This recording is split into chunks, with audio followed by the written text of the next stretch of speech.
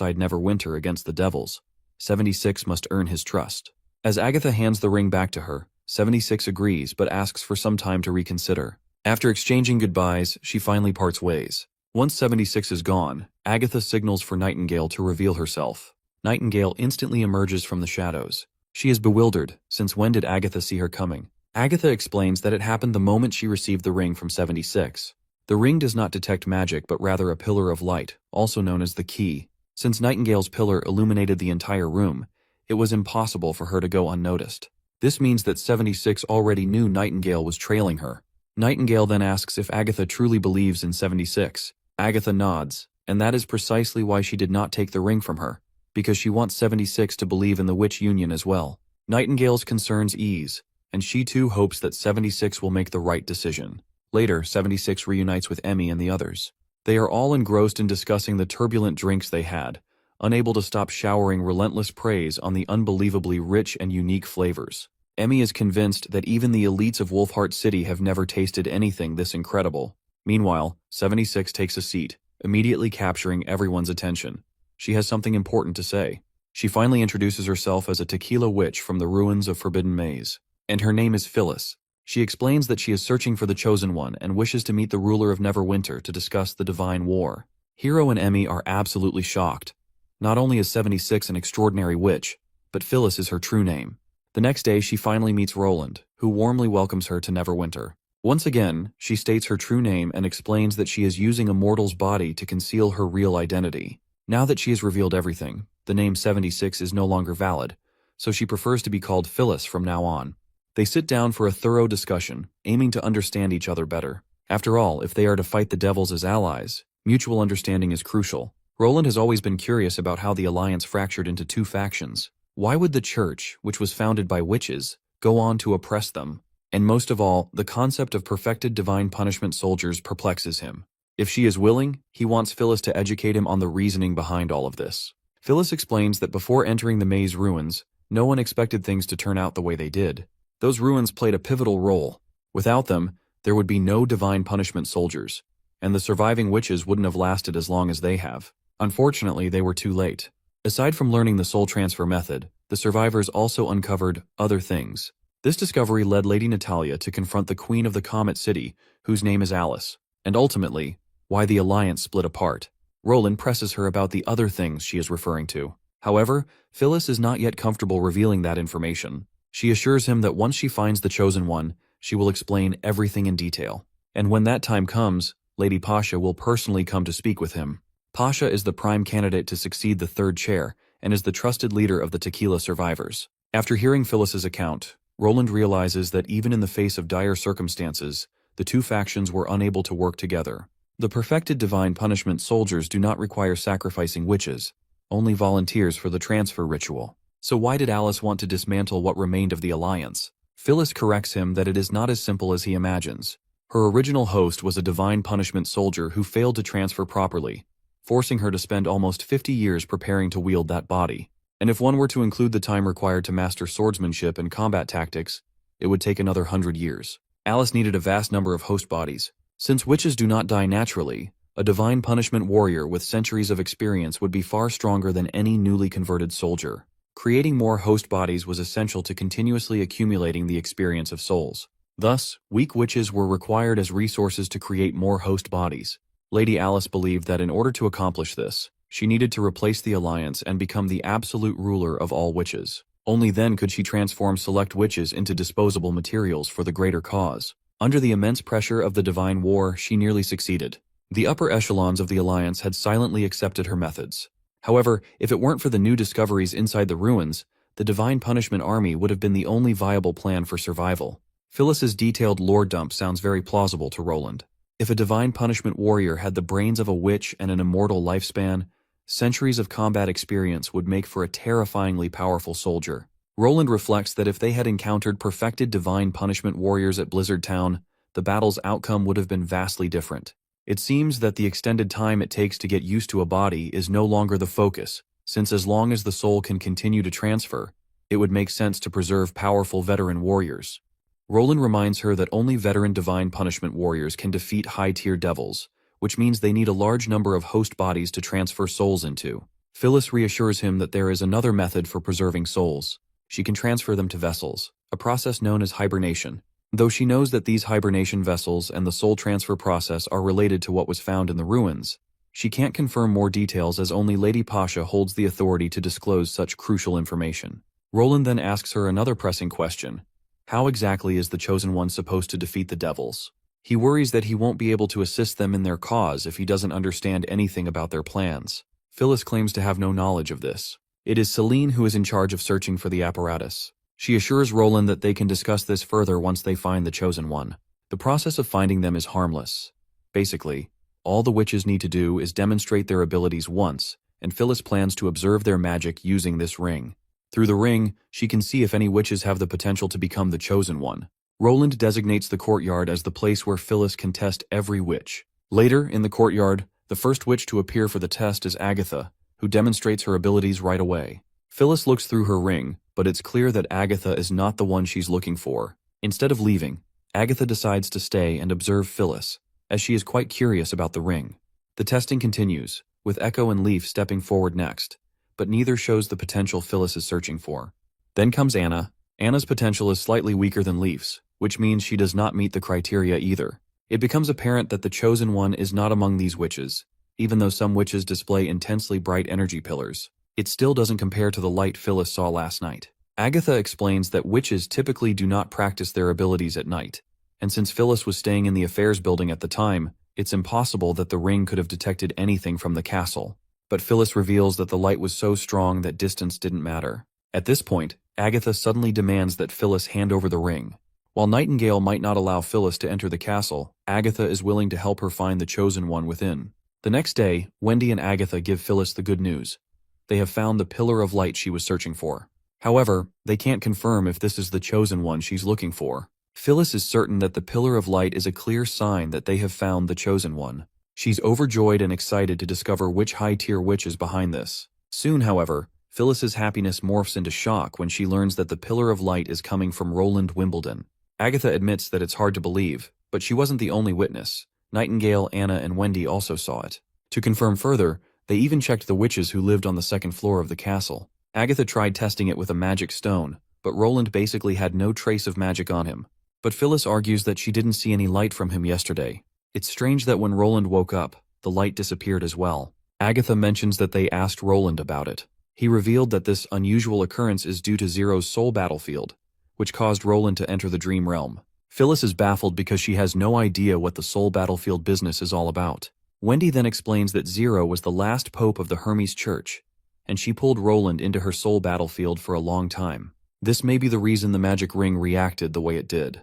Roland himself was surprised when he heard about the light he exuded during his sleep. He also suggested Phyllis try it once again this afternoon when he is asleep. Later that afternoon, while Phyllis is resting, Agatha comes to chat with her. It's revealed that Phyllis fainted when she saw Roland's pillar of light, so they brought her here to recover. Agatha brings up the importance of the Chosen One in the upcoming battle. After all, the witches have fought for hundreds of years already. But Phyllis reminds her that none of those battles were in the witches' favor. They've lost twice, forced to retreat across the Kingdom of Dawn and into the wastelands. If they lose again, they will be gone permanently. Agatha, however, sternly assures Phyllis that victory will be theirs this time. While Agatha does not know what they found in the maze ruins that gave them so much hope in this so-called Chosen One, she is sure that it will not be because of the ruins' secrets that they are going to win. In the past 400 years, mortals have not been stagnant. There is more than one way to kill devils. Furthermore, Agatha reminds Phyllis that Roland seems to possess one of the keys to God, so she suggests that Phyllis take a look before contacting the Tequila Witches again. Phyllis is shocked upon hearing this revelation, while Agatha further confirms that it is the key of art. I don't know what they are talking about, but let's hope to find out soon. We then cut to Roland, who is scouting the city wall along with Iron Axe, taking note of the demon activities. Given how quiet it is, Roland inquires whether there has been any activity lately. Iron Axe reveals that it has mostly been random strays, and their patrol squad alone has been able to take care of them. Roland then reveals that in the coming few days, he wants to conduct another artillery exercise at the city wall. However, he wants it to be as loud as possible while avoiding wasting resources. Iron Axe is not sure why they need to put on such a hollow display of power just for show. Roland further explains how he wants to proceed with this fake display of power. First, he plans to bury explosives in 3 places near where the projectiles will land. He intends to use actual ammunition to display accuracy and pre-buried gunpowder to create explosions. He especially wants the last explosion to be spectacularly huge. Finally, we learn why Roland wants these explosions. It is unfathomable for Phyllis to acknowledge that the chosen one she was looking for could be a mortal king. So, in order to flex his muscles, Roland plans to show her the grand power of his artillery and make her realize the strength of the modern age. Iron Axe, on the other hand, raises a valid concern. He fears that if their soldiers witness this fake display of power, they might believe their weapons are stronger than they actually are, distorting their perception of their true strength. However, Roland has no worries about this, since he already plans on phasing out gunpowder weapons soon. For example, the 12-pound cannon is already unsuited for future combat. He has something new prepared, though he keeps it a secret for now. But he assures Iron Axe that the weapon he is developing is capable of indirect fire at both close and long range, is portable enough for multiple soldiers to carry its parts, and features superb power, a simple design, and low-effort operation. Now that Roland has revealed this much, he finally reveals the name of the weapon. He is building a mortar. Later, Roland visits Anna. As soon as he enters her room, he expresses his desire to talk about the dream realm. He has not been able to discuss this in detail before. He then proceeds to explain how his dream world works, what it consists of, and all that we have seen before. He tells her about Zero and the day-to-day life he has there, and just like that, they both fall asleep together. The next day arrives, and Roland meets Baroff and Iris in his office. Roland is surprised to see them this early. Eventually, they sit down for a talk. Iris is here with reports on the preparations for the attack they are about to launch in the southernmost region. They are ready to execute the plan. By this spring, the First Army will reach around 7,000 soldiers. Iris then brings up something she heard from Iron Axe. There is supposed to be an artillery exercise today. She suggests allowing the citizens of Neverwinter to witness this majestic sight as well. She is sure it would help boost morale and greatly encourage people to join the military with newfound confidence. Barov sharply responds to her suggestion. As far as he is concerned, citizens might become frightened and interpret it as a display of demonic power. But Iris believes it is up to the government representatives to work hard on awareness, ensuring that every citizen is educated about the true purpose. She suggests designating a specific viewing area on the wall and having police officers maintain order. Since seating will be limited, ticketing the event would be a valid option. Pricing tickets at 2 silvers each would deter a massive crowd from overwhelming the area. Not to mention, it could serve as a potential source of income for the government. She also suggests curating the audience. If only people between 15 and 30 years old can purchase tickets, it would ensure confidence in both current and future industry workers, strengthening their resolve to fight the divine war. When she asks Roland for his thoughts, he is already excited. This sounds like a military parade to him, and he is actually proud of her for coming up with the idea. Roland looks forward to the event. The thought of having his own military parade excites him to no end. Later that day, a government official announces Roland's upcoming event. There will be a public artillery exercise in 3 days at the Western City Wall, and everyone is encouraged to witness the magnificence of the new technology Roland has built. However, to attend, people must meet the requirements, bringing 2 silver coins and their ID card. In the crowd, we spot Carter's wife, who cannot help but admire Roland for the next thing he is working on. Suddenly, one of her little fans spots her in the street and calls out to her. The girl has brought a gift for May, because her plays are encouraging and motivating. She explains that if her father were still alive, he would have loved the plays too. The girl shares her story. Her father passed away, sending her into depression. But when she watched one of May's performances, her mood drastically improved. In the play, everyone who died defending their family or kingdom was granted the title of hero by the king. Her mother told her that her father was just a normal hunter. But this story made her feel like he was more than that. For this very reason, she wants to thank May. Now, everyone calls her the daughter of a hero, and it fills her with immense pride. She admires her father so much that if the First Army accepted women, she would have picked up a rifle and fought against their enemies. May asks if she is not afraid of dying, knowing how dangerous the battlefield is. The little girl recalls her past. During the months of demons, many people tried to migrate to Longsong Fortress, but many died before making it. Even more perished in the slums of Longsong, and the streets were filled with frozen corpses. Back then, she trembled with fear, afraid that if she closed her eyes, she would become just like them. Now, she wants to stand up for others and fight for a better future. May pats the little girl on the head, admiring her courage, then accepts the gift.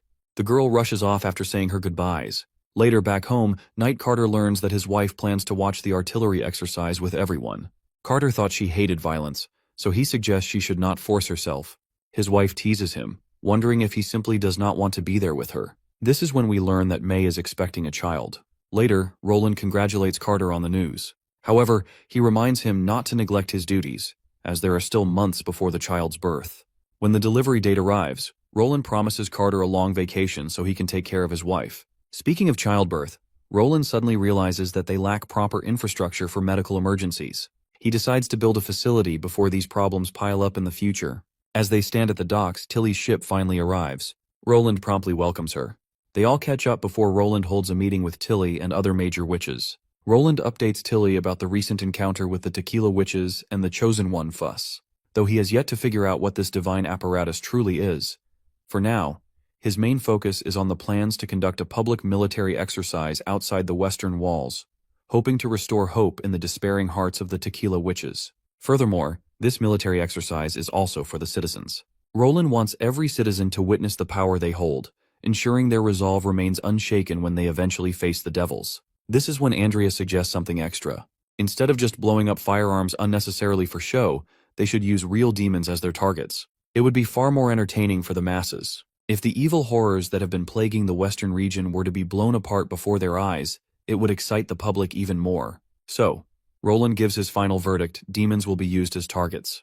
To capture the necessary demons, Andrea takes on the task. Evie, being the cage conjurer she is, offers to help.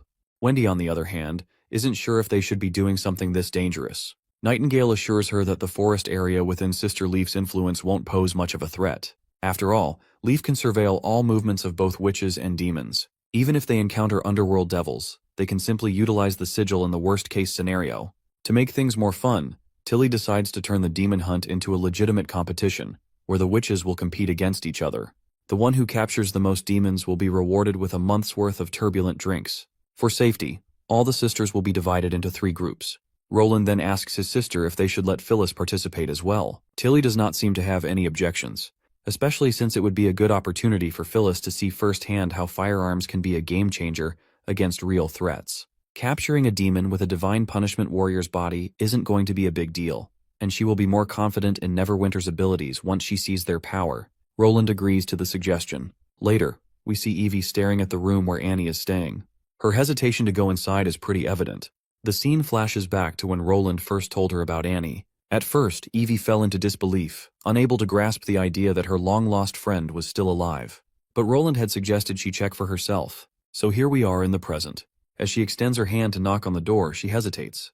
That's when Softfeather arrives because she already knew Evie would struggle. After all, Evie's personality takes a complete 180 when it comes to Annie. Since Evie can't bring herself to knock, Softfeather takes it upon herself and starts banging the hell out of the door. Eventually, Annie responds to the violent knocks. The moment their eyes meet, Annie's eyes well up with tears as memories of their shared past come rushing back. Evie hugs her immediately and keeps apologizing. Annie, teary-eyed herself, accepts her apology. In fact, she doesn't blame her. It's then that Annie decides to sign the contract and pledge her loyalty to the king. The scene then cuts to the city wall, where Roland lays out the details of the hunting operation. This competition is meant to teach them the importance of friendship, and protecting each other is the most important thing. Strictly, no one is allowed to leave Sister Leaf's territory. The rules are simple. Whoever captures the most demons in a day will take first place. However, the demons must be locked within cages to count. Also, if any team leaves Leaf's territory, the entire group will be automatically disqualified. With everything cleared up, Lightning and Maggie happily fly away, eager to be the first to hunt. Ash and the others also decide to get moving. Meanwhile, Tilly asks Roland who he thinks will win. Roland has high hopes for Maggie and Lightning. They may not be the most powerful, but their speed will undoubtedly help them shove the demons into cages before anyone else. Tilly then decides to place bets on the teams, and Roland is more than happy to compete. She's betting on the witches from Sleeping Island to win. If her guess turns out to be correct, then half of the profit from turbulent drinks should go toward rewarding the witches who contribute the most to the city's development. Roland has no issues with her demands, but asks what she would offer in return. To that, Tilly reveals that if she loses, she will live in Neverwinter from now on. Of course, Roland is surprised to hear this, but Tilly stands by her bet. She is confident that Roland will lose. Suddenly, Nightingale appears behind Roland and reveals that Andrea's magic seems to have solidified. We then cut to Andrea, who is working alongside Ash as her teammate. Spotting a boar, they immediately get to work. Andrea knocks it out without killing it entirely. Since Andrea managed to render it unconscious, Ash is now tasked with carrying the boar, which of course doesn't sit well with her. But she doesn't have a choice. Andrea then asks Sister Leaf if she can point them to a location with more monsters. Sister Leaf promptly gives them precise directions. As they head toward their next target, we cut to Agatha and Phyllis. They chat while walking, and Agatha reminds Phyllis not to underestimate the other witches in the competition. As witches of Tequila, they have a reputation to uphold, and Agatha wants to snag first place for herself. After roaming for a while, they come across a flying beast. Agatha swiftly unleashes her icy magic and slashes the creature down in one clean strike, then freezes it to ensure it stays down. Phyllis is absolutely amazed by Agatha's sleek and effortless fighting style. She asks if they should drag the creature back to the wall. Agatha decides to leave it for now as it won't die if left alone for a bit. They should gather more first and bring them all back together. With that, she decides to find their next target. As she walks forward, Phyllis notices how Agatha seems to be taking this competition very seriously. She worries that Agatha might be biased against the Tequila witches in the future. Regardless, she suddenly reveals to Agatha that ever since Lady Eleanor's sacrifice, their numbers have dwindled. Everyone has more or less developed a common understanding. Whether a witch is a high-tier awakener or a regular witch, no one should be placed in a strict hierarchy.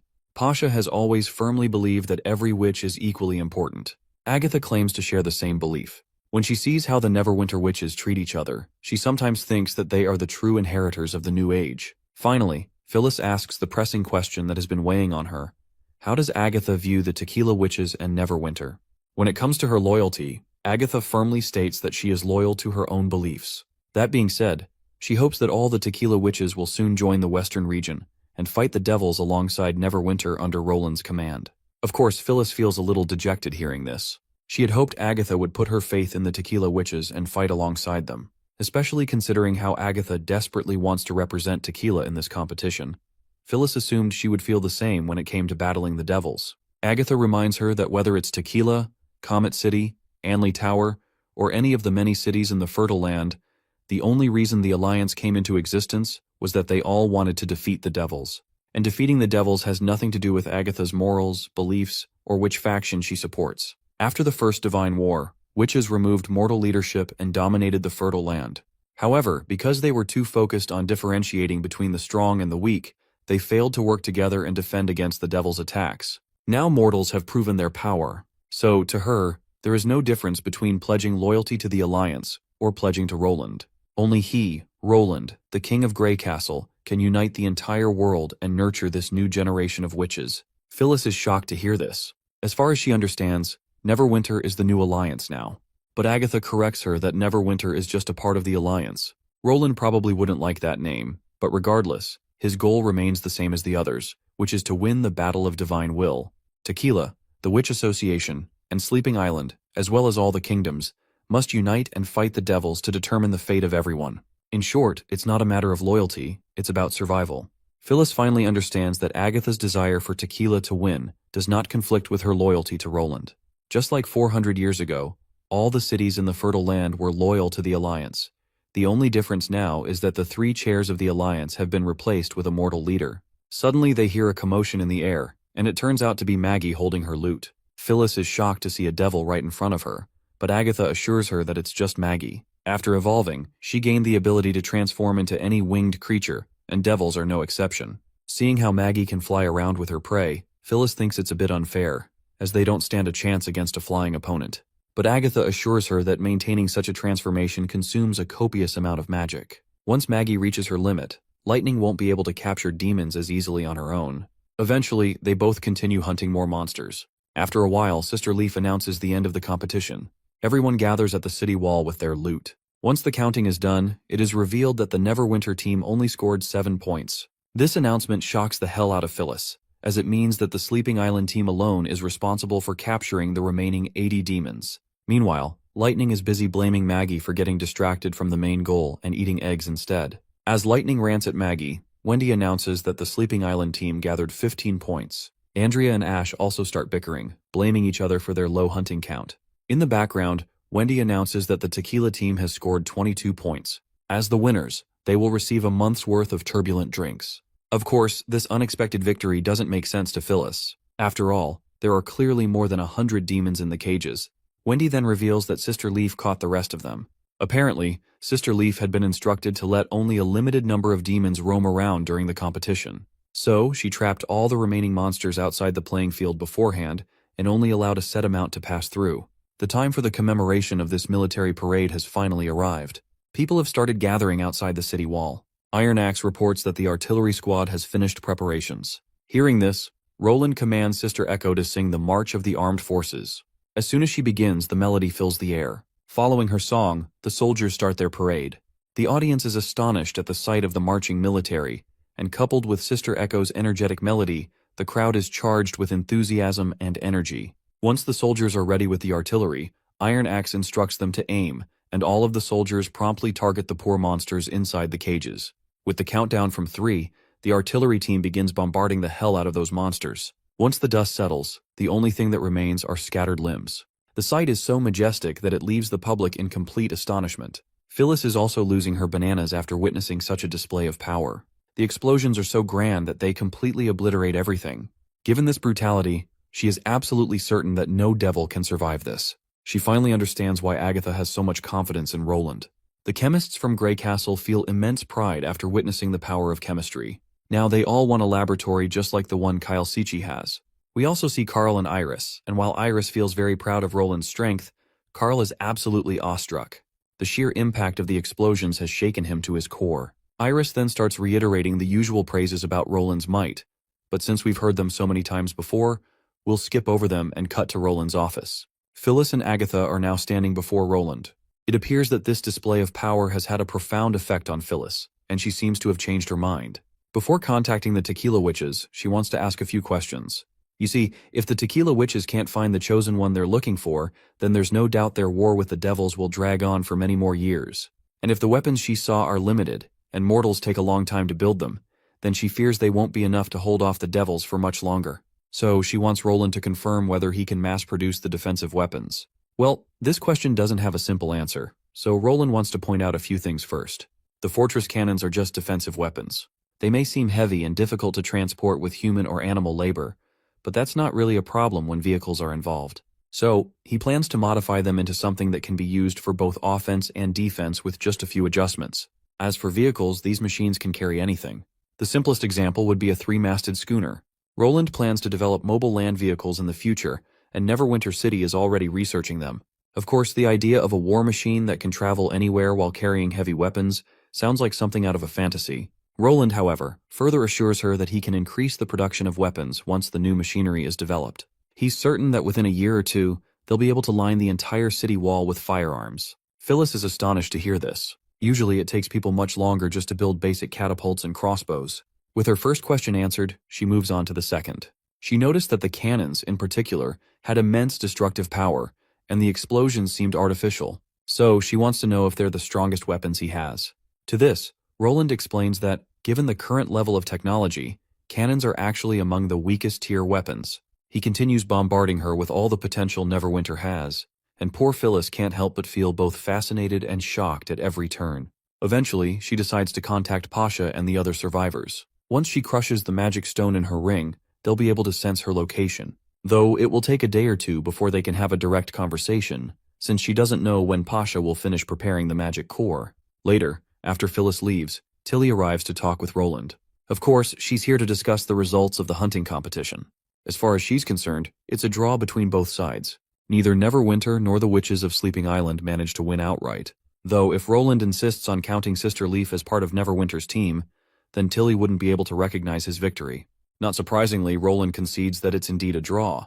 That said, instead of calling it a draw, he suggests they call it a victory for both parties. While she's here, he also plans to set up a trust fund, using 30% of the profits from Turbulent Drink to create a reward system for major contributors in Neverwinter City, both witches and mortals included. He believes that Tilly will stay in Neverwinter, whether at the Witch Union building or with the Sleeping Island immigrants. He doesn't mind whichever choice she makes. But Tilly objects politely. They had agreed on 50% of the profits, not 30%. Still, she's done her homework and acknowledges that even just 30% is a staggering amount. Roland then reveals his planned expenditures, which include salaries, witch residences, and essential utilities. He intends to invest the majority of the funds where they're needed most. If Tilly needs some of the funds, he's willing to make adjustments. She agrees to the terms and conditions. Roland then reveals his plan to bring the Southern Territories under Grey Castle's control. The culture of the Sand Dwellers is vastly different from the other 4 kingdoms. He wants Tilly's witches to assist in this endeavor. Tilly acknowledges this, but isn't sure why he's interested in the desert. No one has ever cared about that land since Grey Castle was founded.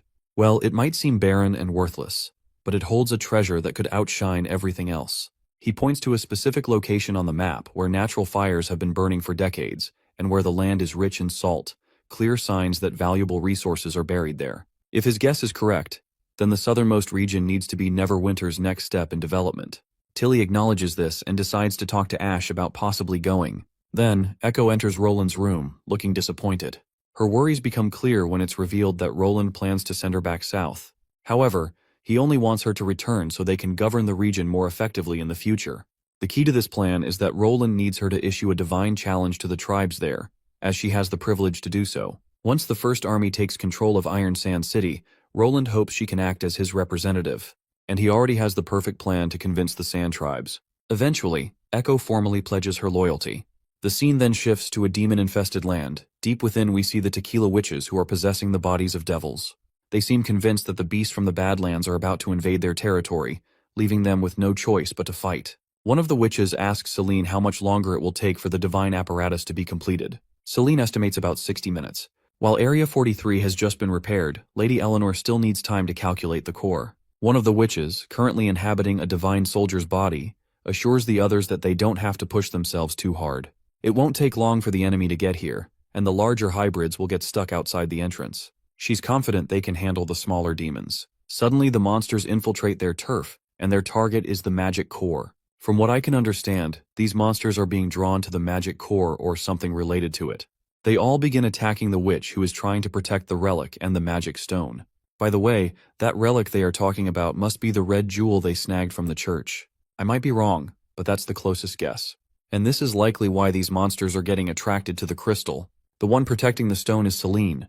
It turns out that Celine is the most capable witch who has researched the magic core the most. If anything happens to her, it will take a very long time before they can activate the relic again. The other witches follow suit, ripping the monsters apart to protect Celine. One of the concerned witches, Pasha, walks towards Celine, asking if she is all right. Celine responds affirmatively. She has only sustained light wounds on her tentacles. Nothing major, but it still hurts. Hearing this, the other witches feel jealous of Celine because she seems to be the only one among them who can feel pain. After a lot of back and forth, they all go to separate locations to defend each entrance. Finally, Celine delivers good news. Her calculations on the core are complete, and it has been calibrated to destroy all alien life forms. One of the witches then climbs up to the magic relic and activates it. As soon as it is activated, the energy waves obliterate all the monsters in the surrounding area. While the threat has been neutralized, a few witches in the divine soldiers' bodies have been gravely injured, but Pasha is relieved that everyone is alive. You see, over the past centuries, the number of witches in their group hasn't grown, so they have developed deep bonds with each other. Every witch's life is equally important, so she is glad they didn't lose a single one. Pasha then uses a magic trick she has up her sleeve and transfers one of the gravely injured witches into the body of another monster. For now, there won't be any large attacks since all the demons in the maze have been wiped out. Not even the flying demons outside were spared. However, Celine has some bad news. 2 components of the relic were damaged. It's most likely because they rushed the construction of the new core. So, for the coming week, they won't be getting any protection from the relic. Hearing this, Pasha raises a valid concern. If using the relic at a lower level is already causing damage, then that means the Chosen One would only be able to use it once. Celine reveals that this problem can be solved with some high-quality magical materials. The ones they salvaged from the ruins are just a few fragile bone artifacts. It's normal that they can't meet the core's demands. After all, the core is akin to something crafted by the gods themselves. But if they manage to acquire the proper relics, they won't need to fix it every time they test it. Suddenly the illusion crystal begins to react. It looks like they are receiving a signal from Phyllis. She has shattered her crystal. The transmission is coming from the southwest, most likely in the Grey Castle Kingdom, near the entrance to the Fertile Land. Pasha realizes that it's coming from the western region of Grey Castle, which means Phyllis has reached her destination. However, Pasha still doesn't know why Phyllis crushed the crystal. Eventually, Pasha decides to follow their original plan. After all, they can't just abandon Phyllis. She is one of the last survivors of Tequila. The scene finally cuts back to Neverwinter. Wendy officially welcomes the 3 witches who are ready to sign their contract papers. They are requested to read the pledge on the back of the contract and sign their names. Afterwards, they will be officially recognized as part of the Witch Union. Emmy is confused about why they are given the opportunity to join even before having their abilities tested. Wendy assures her that there is no rush. The test usually happens after the contract signing. If they have any questions about the contract's contents, they are free to ask now or discuss it among themselves. As they read through the contract papers, Emmy and Hiro are absolutely shocked to learn that they will receive a golden royal every month for their services. Furthermore, there are other perks that seem too good to be true. Eventually, they all sign their contract papers. Now that they are done, Wendy decides to test their abilities. First is Annie, who literally melts metal with the heat of her hands. Wendy is overjoyed to see such an amazing ability.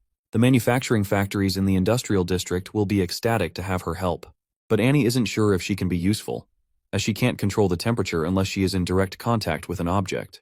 Wendy reassures her that there must be many applications for her ability. Industries that require smelting or chemistry labs would consider her a cherished treasure. Then Emmy steps forward, eager to demonstrate her abilities and prove her worth. But Wendy stops her. Since Emmy's ability revolves around healing, Wendy doesn't want her to get hurt unnecessarily. She also doesn't need to test Hiro's ability to transfer sickness. Wendy has already decided to send both of them to the medical department. Now, it's Blade's turn to demonstrate her abilities. As soon as she activates her power, she transforms into a black dagger. Wendy is astonished to see such a bizarre ability. Annie elaborates further that Blade can't hear anyone once she is in this state. As Wendy wields the dagger, Blade's voice echoes in her mind. Blade reveals that she can imbue her wielder with immense power. However, she admits that her health has never been the best since childhood, limiting her strength. Because of this, she is uncertain if she would be of much help to the Witch Union. Wendy then asks how long Blade can maintain her current form. Blade responds that she can stay like this indefinitely. Wendy begins to ponder, comparing Blade's ability to Maggie's transformation magic. Seeing through Wendy's eyes, she also takes notice of Wendy's generous figure, which embarrasses Wendy to the point that she immediately throws the dagger away. Shaking off the moment, Wendy then questions Annie about Blade's unusual powers, wondering if anyone can wield her. Annie explains that even ordinary people can receive Blade's power as long as Blade is willing. In her normal state, she is nothing more than a tough knife. However, when wielded by a witch, she can unleash her full potential. Unlike simply linking minds, which only allows her to communicate, true synchronization requires the wielder's focus. If the wielder loses concentration, Blade will be unable to sense their emotions. Curious, Wendy picks up the dagger again. Blade immediately apologizes, promising not to ask any more irrelevant questions. Wendy, however, assures her that it's fine. She is more interested in what Blade experienced while lying on the ground. Blade explains that it was like being submerged in complete darkness. She couldn't see, hear, or feel anything, as if floating in a void. Feeling guilty, Wendy apologizes and promises not to carelessly toss her aside again. Returning to the main topic, Wendy wants to understand why only witches can activate Blade's true powers. Blade then explains that remaining in her dagger form without magical reinforcement causes her to chip and wear down. However, a witch can channel magic through her, enhancing her sharpness and increasing her attack range. With the right wielder, she can even strike an enemy without physical contact. Testing this, Wendy channels her magic and swings the dagger. Instantly, a slicing wind is produced. The resulting air slash is a direct reflection of her magical affinity. Seeing the potential of such a mysterious ability, Wendy decides that Roland should be the one to analyze it further. Cut to Roland. Suddenly, Agatha barges into his office with urgent news regarding the witches of Tequila. Back to the Tequila witches. The Tequila witches have finally completed the transmission setup and are ready to connect with Phyllis. Pasha fears that if mortals are on the other end of the transmission, they will be horrified by the sight of their monstrous forms. She is convinced that Phyllis must have been captured by the mortal king and forced to set up the transmission. Finally, the transmission connects, revealing Phyllis, along with Agatha. Phyllis is immediately shocked by the sight of demon corpses littered behind her comrades, leading her to assume their turf had been attacked. Meanwhile, the Tequila witches are equally astonished that Phyllis does not appear to be imprisoned after all. As they exchange information, they take notice of Agatha. Though she looks familiar, it takes them a moment to realize the truth. She is indeed Agatha. This revelation is a shock to Celine, and the Divine Punishment witches are equally bewildered. They cannot comprehend how she not only survived the devils, but also endured 4 centuries without aging. Their confusion fades once Phyllis explains that Agatha had been trapped in an ice coffin. Pasha suddenly becomes certain that Agatha must be the chosen one. However, before Phyllis explains further, she requests Agatha to let her speak privately with the Tequila witches. Agatha, understanding her intent, quietly leaves the room. Phyllis then reveals a shocking truth. She has indeed found the chosen one. However, that chosen one is not a witch but a mortal king. The Tequila witches are utterly dumbfounded. How could a mere mortal possibly communicate with the gods? Phyllis admits that she also struggled to believe it at first, but after witnessing it firsthand, she can no longer deny the truth. She explains that the rainbow stone could barely withstand the overwhelming radiance emanating from him, and it was far beyond anything Pasha had described. With a look of disbelief, Pasha asks if the king possesses magic. Phyllis confirms that while he cannot activate the relic himself, he has vowed to fight alongside them to defeat the devils. His weapons are incredibly destructive, and she still cannot comprehend how they function. Agatha, however, expresses confidence in him. She believes that given 2 or 3 years, Neverwinter's development will be enough to stop the devils at the mountain wall. This revelation shocks the Tequila Witches even further. To think that Agatha of all people is now working alongside a mortal king. Pasha remains skeptical. Given humanity's history with divine wars, she questions whether mortals can be relied upon. If the war drags on for 20 or 30 years, she is uncertain how the mortal king could sustain such a prolonged fight. Eventually, they decide to meet the king in person. When Roland enters the room, he is immediately taken aback by Pasha's monstrous form. Sensing his reaction, Pasha quickly apologizes for frightening him and formally introduces herself as one of the last survivors of Tequila. She assumes that Phyllis has already informed him about their situation. However, rather than reacting in fear, Roland appears fascinated. The entire exchange reminds him of a video call. Pasha, startled by his lack of fear, wonders why he is so composed. Little does she know, Roland has seen far too many Hollywood movies. At this point, there is nothing left that could possibly scare him. They then get back to business. Pasha warns that the red moon is approaching and time is running out. Rather than withholding information, she wishes to establish open and honest communication. Roland agrees. There is no point in avoiding the real issues. One thing is clear, that both sides share the same goal, the eradication of the devils. Pasha then reveals that Phyllis's original mission was to establish contact with the king. Initially, the witches had planned to operate from the shadows, searching for the chosen one while manipulating mortals behind the scenes. The auction house in the Kingdom of Dawn was one such method. However, the fall of the church provided Pasha with an opportunity to step into the light and unite all witches.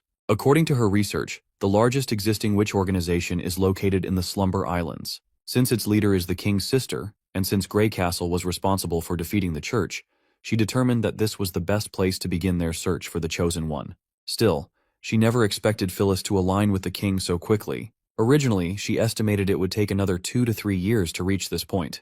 Roland, however, is pleased that they managed to save so much time. He firmly believes that as long as mortals and witches can set aside their differences and work together, victory is within reach. If necessary, he is even willing to help find the chosen one. After all, having another powerful weapon against the devils can only be beneficial. Now that they intend to cooperate, Roland wishes to gain a better understanding of the Tequila Witches. There is one mystery that has been bothering him. From what Phyllis told him about Tequila's buried history, he remains confused about one crucial detail. He wants to know what exactly was found in the ruins that split Tequila and Comet City into 2 factions, ultimately leading to the collapse of their entire alliance. Before Pasha can answer, the other witches protest, urging her to reconsider. They have sacrificed too much to reach this point. However, Pasha believes that because of those sacrifices, they must not let their efforts go to waste. She acknowledges that this information is one of Tequila's most highly classified secrets. However, it is no longer something that should remain hidden. And so, she finally reveals the truth. It was not they who discovered the ruins. Rather, it was the ruins that discovered them. What they encountered was not merely an ancient site, but a civilization, one that had long since vanished beneath the earth. Of course, Roland's curiosity is piqued at the mention of an underground civilization. Pasha further reveals that back then, humanity had not realized this fact, and had no intention of communicating with them either. Since there was a sky-earth difference between their appearances, they started treating them as a different breed of devils. This is why historical records tell a very different story. It was then that the scholarly guild found a way to preserve souls from the stone tablets the underground civilization had passed down, verifying it through an uncharted primeval vessel. From that point on, the top 3 seats in the Alliance began researching divine punishment warriors. Hearing this, Agatha admits she had no idea this was happening. Pasha, on the other hand, explains that the process of soul transfer was the most closely guarded secret in the Alliance, so exclusive that even witches being used as resources to create divine punishment warriors was more widely known. Only the top 3 seats and a few upper-level members knew about it, and Pasha only discovered the truth after Tequila had fallen, which explains why Agatha had no knowledge of it. After absorbing the lore, Roland realizes that it was Natalia who supported the divine punishment warrior plan in the beginning. Furthermore, he wants to know about the primeval vessel. Pasha reveals that Natalia had no choice. As for Roland's second question, the ugly body in front of them is clear proof of the underground civilization's existence. And this body is the very thing they call primeval vessel. The only thing she can say right now is that this civilization's ruins are just like described in Tombstone. The story is a long one, so they better strap in if they don't want to miss a single detail. The stone tablets reveal that this lost civilization left behind a city in the mountains. The scholarly guild searched for a long time but found nothing. However, they eventually realized that since the ancient civilization often traveled underground, it was possible the city also existed beneath the surface. Expanding their search range, the witches finally discovered the vast city. It was built on 4 levels, covering an area nearly half the size of Tequila. Each level had countless tunnels and pathways, making it more complex to navigate than any maze. So the scholarly guild designated it as the Maze Ruins. However, before they could investigate further, Tequila fell to the devils, and everyone was running for their lives. After suffering many losses, they finally reached the maze. Originally, the Alliance planned to take the primeval vessels from the ruins, and then build a new holy city on the Hermes Plains. Meanwhile, Pasha had intended to establish a new order along the eastern seaboard. But what happened next was something no one expected. The scholarly guild discovered that the maze ruins were incredibly well preserved, practically a brand new city. Besides the primeval vessels, they found many other unimaginable secrets hidden in the lower levels of the ruins. Most importantly, they uncovered 3 key things. The magic core, the central vessels, records of the lost civilization. That's when they had realized that this civilization had wanted the witches to find this place as early as the First Divine War. The maze ruins were specifically prepared for them to discover. Upon hearing the lore, Tilly asks why the lost civilization would want that. Roland immediately understands, it's revenge. That civilization wanted the people above ground to destroy the devils that drove them to extinction. Though this was only Lady Natalia's hypothesis, the civilization had never explicitly stated anything of the sort. Perhaps they simply wanted their knowledge to be passed down. In the end, the scholarly guild found extensive research on magic and gods. To make things easier, most of the theories were recorded as drawings on stone tablets. The information about the magic core was what ultimately led Lady Alice to break away from the Queen of Comet City. The most important detail in the drawings was this: magic has infinite possibilities, and pursuing godhood is the key to harnessing it. Roland then asks about the magic core, wondering if it's related to the divine relic. Pasha explains that they can think of the core as an artificial magic vortex. It isn't limited by a witch's abilities and can change form into anything. This immensely powerful tool completely changed the Alliance. For example, the illusion device they are using right now is actually a small magic core. It can perform other functions when needed. As for the divine relic, it is the largest magic core in the ruins. Now everything clicks for Roland. Compared to witches, who are restricted by their potential at birth, magic cores are ultimately superior in versatility. And most importantly, their range isn't limited to just 5 meters. Prince Roland is beyond excited at the discovery of these core stones. After all, they would improve everything from production to crafting weapons for combat. Pasha further reveals that this is just one of the most basic uses, similar to the difference between a witch's initial maturity and a high-tier awakening. The stone tablets prophesied that if they continued refining their understanding of magic, one day, they would be no different from gods. But they don't have the luxury of time. They have no idea whether it will take them 100 years or 1,000 to reach that point. Their biggest problem is that they can't find the right path, and their research has reached a dead end. The knowledge on the stone tablets is incredibly limited. If the Tequila witches want to go further, they would have to follow the instructions and merge themselves with the central vessel. Only then would they be able to understand the lost civilization's language and decipher their complex data and theories. But they had no time, and even figuring this out could have taken at least 3 years. Many mortals who had originally joined them decided they wanted no part in it. The Tequila witches didn't know how many witches were needed to activate the central vessel, so there was no room for error. At the time, their resources were only enough to focus on research, and if things continued the way they were, the Alliance's plans to restore order would fall apart. Most importantly, Lady Alice's plan to create the Divine Punishment Army directly conflicted with the ancient civilization's recorded values. For a witch to abandon her body and become a Divine Punishment warrior meant no chance of advancing their magic. And so, the witches would lose their connection to God. After hearing all this, Roland once again begins to piece things together. When the Divine Punishment Army was no longer the only solution to defeat the devils, some of the witches fought back against Alice, not wanting to sacrifice their brethren as resources. This finally connects with what Roland has learned from the Church. It seems the battle of faith mentioned in the Church's records may have been this clash of ideologies. And they hid the truth by creating an illusion of victory.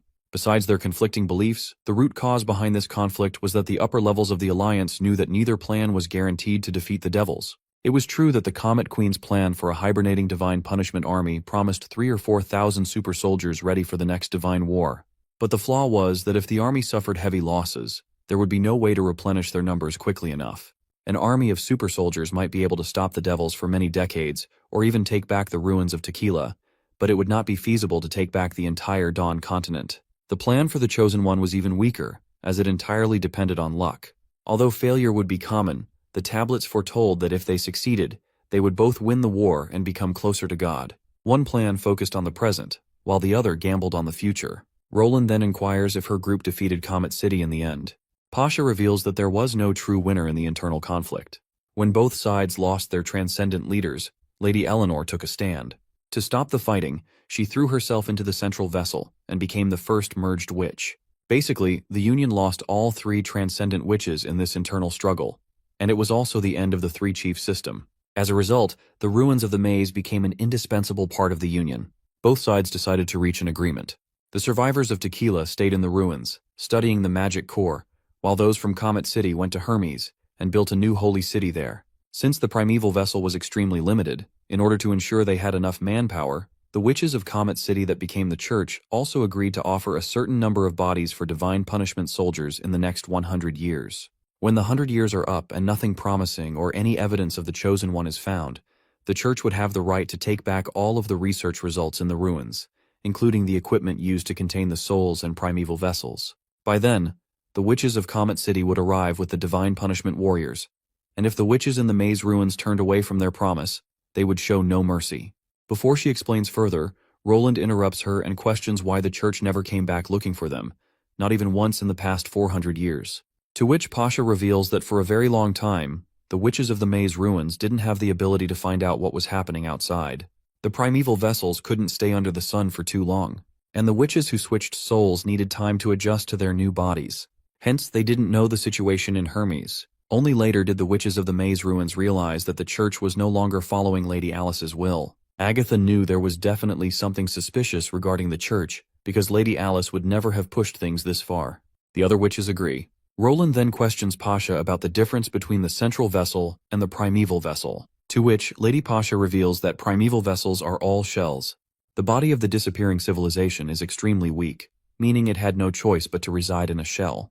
Celine continues the conversation by revealing that these shells possess immortality, though the articles never went into detail about why. Right now, based on what they know, the primeval vessel is the most common type of shell. The central vessel is similar to the primeval vessel in shape, but it stores many unconscious memories within.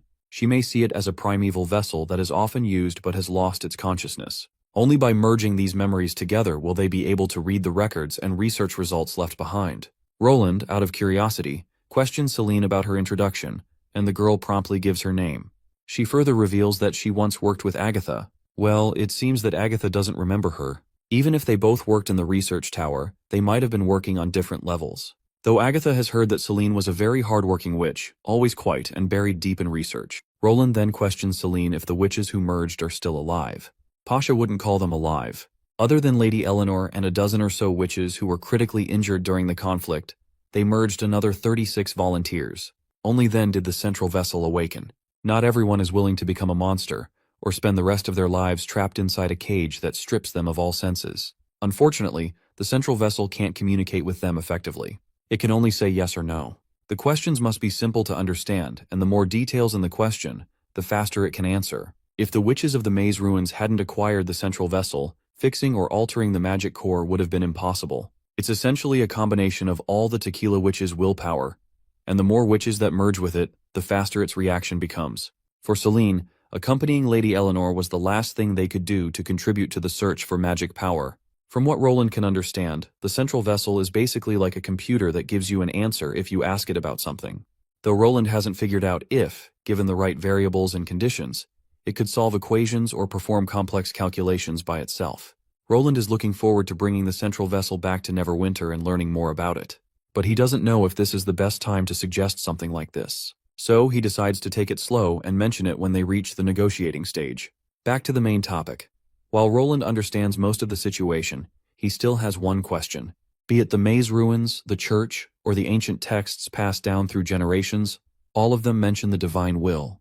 Roland has also heard that beneath the plateaus of Hermes lies a mysterious holy temple, which contains a secret room that only the Pope can enter. By standing in that room, one is able to feel the presence of God. So, basically, Roland wants to understand what this divine will is. By the term divine will, Roland means the will of God. Pasha is amazed that Roland learned this information before them. This just proves that Phyllis wasn't lying when she said Roland knows a lot. She even reveals that concerning the divine will, she only learned about it after the destruction of Tequila, meaning even Agatha didn't know about it. Well, Roland reminds her that the church was defeated by him, so all the witches responsible for managing the holy city of Hermes are currently imprisoned in the city of Neverwinter.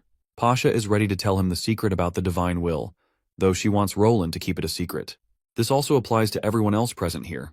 If this information gets leaked, she's afraid it will only bring disadvantages in the third battle of the divine will. She then reveals that the divine will is a tangible thing.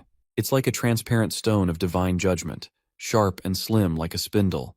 But it doesn't stop magic in any way, nor does it have any special use. However, if you open your heart while you're close to it, you can vividly sense the calling from God and see some fascinating visions. For instance, you might see an extremely spacious hall, a red moon hanging above your head, and 4 huge paintings. Adding to the mystery, the paintings are alive and constantly changing. Tilly questions the meaning behind the existence of these pictures. Well, that question has troubled everyone for thousands of years, and the Quest Society has been desperately searching for answers, but none have been found. They've only managed to confirm this after the articles within the maze ruins were deciphered.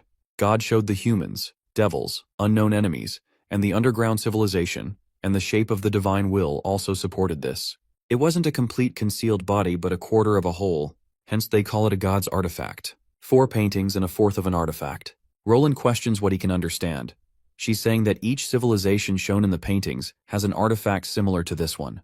Pasha reveals that not all of them have it because the underground civilization has already lost its share of the divine will. Thus, one of the paintings has become completely black. She believes this happened just as the first battle of the divine will ended. According to statements in the articles and records passed down by the Alliance, she has arrived at a theory that the underground civilization was removed from the battle of the divine will forever. From this, Roland understands that the underground civilization and the devils were both fighting to get each other's artifact. And since the underground civilization lost, it means their artifact is now in the hands of their enemy. Tilly then asks a question that Roland was curious about as well. What will happen if they manage to collect all 4 artifacts? She wonders if God has given any hints. To which Pasha sadly reveals that nobody knows the answer because God has never answered their calls. God does not love the people, he only smiles at the victors. Of course, this just doesn't make sense to Wendy. Why would civilizations fight each other for centuries without any true purpose? Pasha reveals that there is a passage within the articles that has been quite hard for her to understand, so she's thinking maybe it will answer their question. The passage goes like, "We are all children of God, but only a few can see the light. From the moment one senses magic, they are bound to live an extraordinary life. Birds were not always birds, and we, in this case the underground civilization, were not always we.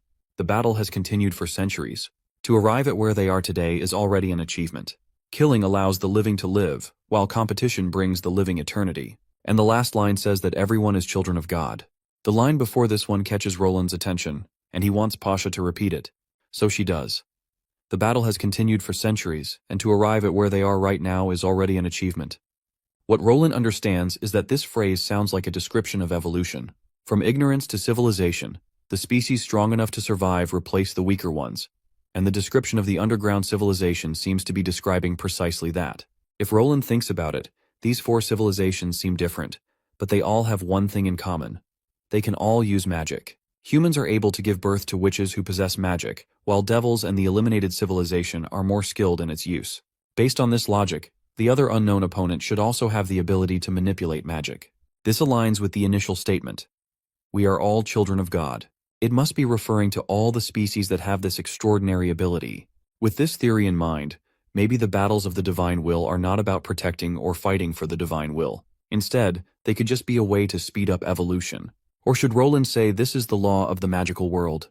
This is why the underground civilization mentioned that being close to the road of God is equivalent to rising through the stairs of magic. As Roland gets lost in thought, Pasha can sense his thoughts are all tangled up. Roland is surprised that she can see what he's thinking, to which she claims that she can only do it when Roland himself is willing to communicate with his thoughts, just like what she's doing to him now.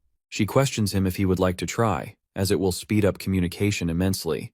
But of course, Roland doesn't want her to see the jumble of thoughts he's accumulated after devouring so many memories, so he passes on her request, feeling more comfortable expressing his ideas with his throat and tongue. Back to the main topic. Roland wants to know if the church had been protecting that artifact. Pasha responds positively, claiming that finding a place to bury the artifact is nothing but self-deception. It won't stop the War of Divine Will from happening. Hence, the artifact has always been guarded by a strong witch organization.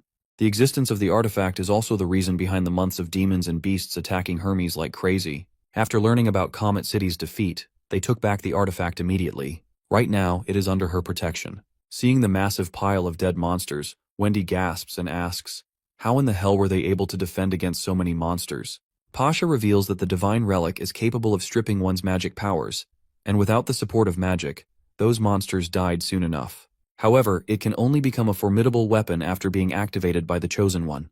Roland is curious to learn if the destructive power doesn't affect normal humans. Or can the divine stone nullify the effects of this relic? Pasha responds with a no. After all, it's something above magic, and the shield of divine stones is useless against it. It looks like Roland has finally developed a little bit of intuition regarding their current situation. First of all, the devils are their enemies, and that should go without saying. With more people comes more power, and working together, uniting everyone to fight on the same side during the battle, is extremely important. Pasha agrees with this. The witches of May's ruins are not asking for anything more than that. They only wish for Roland to continue taking in more witches and allow Phyllis to continue searching for the Chosen One. She plans to dispatch another witch of divine judgment to bring Roland a new rainbow magic stone. Roland then suggests she consider living closer to the western region, likely in the western mountain ranges of the city of Neverwinter. Others are shocked by his proposition because of the threat of beasts. Roland believes they should not be the only ones guarding the artifact. After all, if anything were to happen, they'd be back to square one. Attracting evil beasts is just a small thing. Now that they are missing the defense line of Hermes, if the devils decide to attack, they can easily take that artifact for themselves. But Celine believes that defending against devils is just as difficult as defending against evil beasts. Roland reminds her that there is a big difference. The devils are much more powerful and cunning, and you can tell from the bodies that they once got close to the core center. If Roland is right, the divine relic is not far from the illusion stone. So, if they encounter spear-throwing mad devils, there's a chance of complete destruction of the core. To avoid the worst-case scenario, he suggests they settle closer to the western mountains and the fertile fields. Roland will open up a path from the rear that takes them straight to the mountain road, and that way, even if the relic is in immense danger, the city of Neverwinter can always lend a helping hand. He reminds them that trust is the basis of cooperation, and they can only build trust by placing the artifact in an area both sides believe to be safe. Pasha acknowledges this and asks for some time before making her final judgment. As the Maze Ruins group discusses among themselves, Roland notices that they are actually communicating through telepathy. After a short interval, Pasha finally seems ready to give her final verdict. But before she says anything, she wants to ask a question. If she were to work together as Roland suggested, protect the divine will and work as one, then who will lead everyone? Since one wrong move can put everyone's life at stake, she would like to consider all aspects. Hence, she suggests creating an alliance.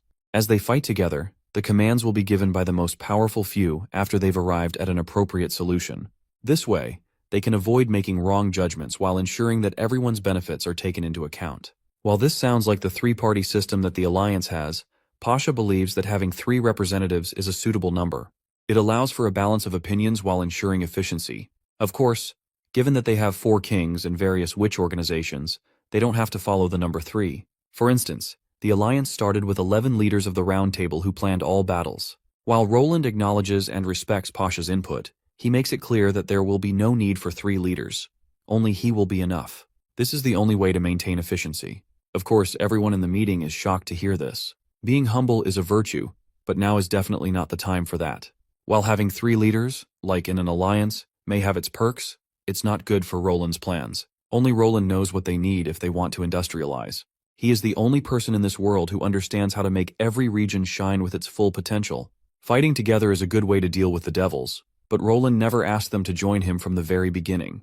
Moving to the western region is just a basic show of trust. Furthermore, Roland wants her to witness that what he claims are not just verbal promises. Pasha is unsure what Roland wants them to see. Well, Roland wants her to see the determination and power the city of Neverwinter possesses to defeat the devils. He doesn't want her to forget the organizations that have joined or are yet to join them, and he wants her to understand their situation as well. After she has a general idea of what to expect, she can then make her choice. Even if she finds herself unable to make a decision, they can still collaborate in the most basic ways, like exchanging crucial knowledge to help each other. Pasha then questions if Roland doesn't wish to take the artifact and the magic core as well. to which Roland claims that he never planned to rely on things from the ruins to defeat the devils. As for the divine artifact, as long as it's placed somewhere both parties can ensure its safety, he has no objection. Just like he said before, ensuring the safety of the artifact is the first step to trusting each other. As for everything else, time will tell what they can do. This is when Celine speaks up. She is forced to admit that Roland is extraordinary for a mortal, though she finds it foolish that he plans to be the sole leader, with no room for backup plans. What if the battle of divine will lasts for decades and Roland is no longer at his prime? She wants to confirm if his descendants would be able to lead everyone just like he is doing.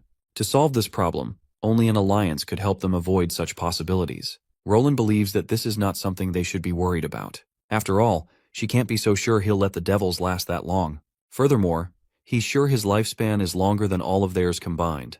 He has fought with some witches and earned himself an old battlefield, so he can even devour the lifespan and power of other people. Of course, this doesn't make sense to Pasha. It looks like Roland himself is not entirely certain about the bold claims he just made. He just wants to appear impressive and tough, so he said it. And it seems like it's working. Instead of trying to convince them that his descendants will always hold the same determination and beliefs through some unknown system, he would rather explain everything with the excuse of some strange ability. After the ruin witches have a deep conversation among themselves, they are finally ready to migrate to the western mountains.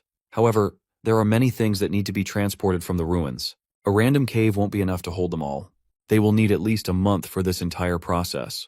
Furthermore, time is required to build a lab and dungeon in the western mountain ranges. So, Pasha hopes that Roland can provide them with the necessary materials. Roland is not sure what Pasha has planned.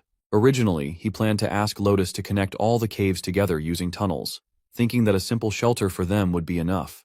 But they seem to be better engineers than he initially thought. They plan to create a brand new palace within the rocks.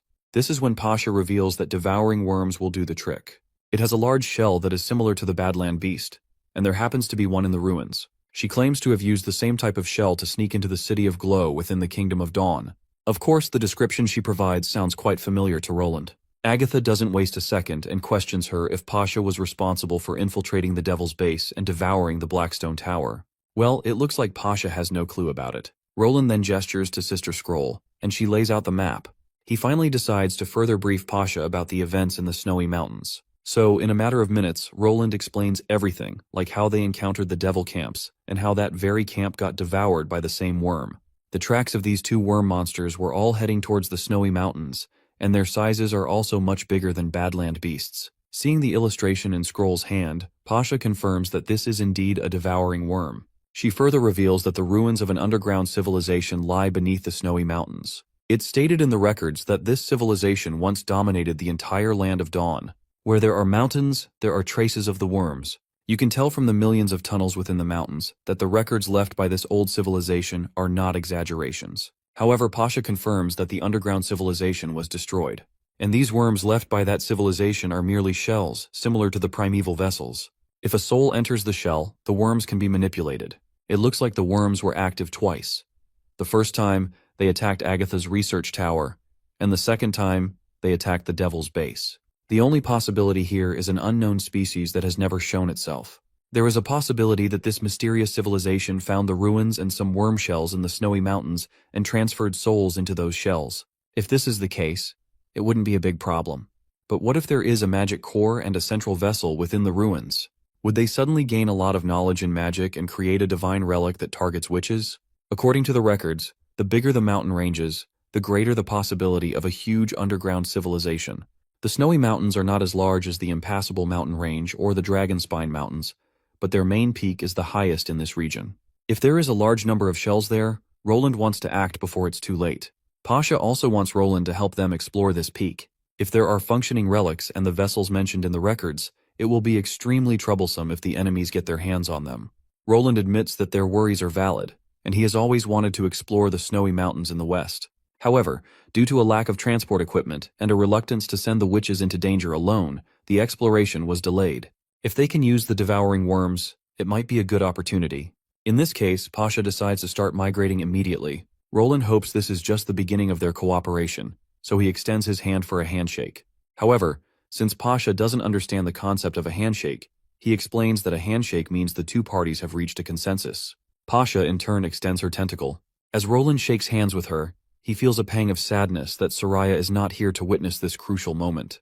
This will definitely go down in the annals of history. Moving on, since there are chances that every single mountain might be an underground civilization, Roland wants to know about the mountain ranges under the sea. According to the records, the worms were only active within the Land of Dawn, and there are no traces of them within the sea. After all, vessels are often very large and heavy, and they are not made to move in water. After confirming this much, Roland deduces that the suspicious pointed tower from the sea and the telescope have nothing to do with them. However, thinking about the old telescope, always pointing towards the huge stone gate and the piece of land that can only be accessed during high tide, Roland wants to figure out who that belongs to. Perhaps it's a third party that has been hiding in the dark. He hopes that Thunder will be able to find an answer. Later, Wendy comes to visit Scroll. As they settle into the room and enjoy some turbulent drinks, Wendy reflects on Roland's bold declaration about being the only leader. Before this, Roland was extremely approachable, but the witches always worried that he might be indecisive during critical times, or show some sort of weakness that a ruler shouldn't have. Now, it seems like he is even more outstanding than they expected.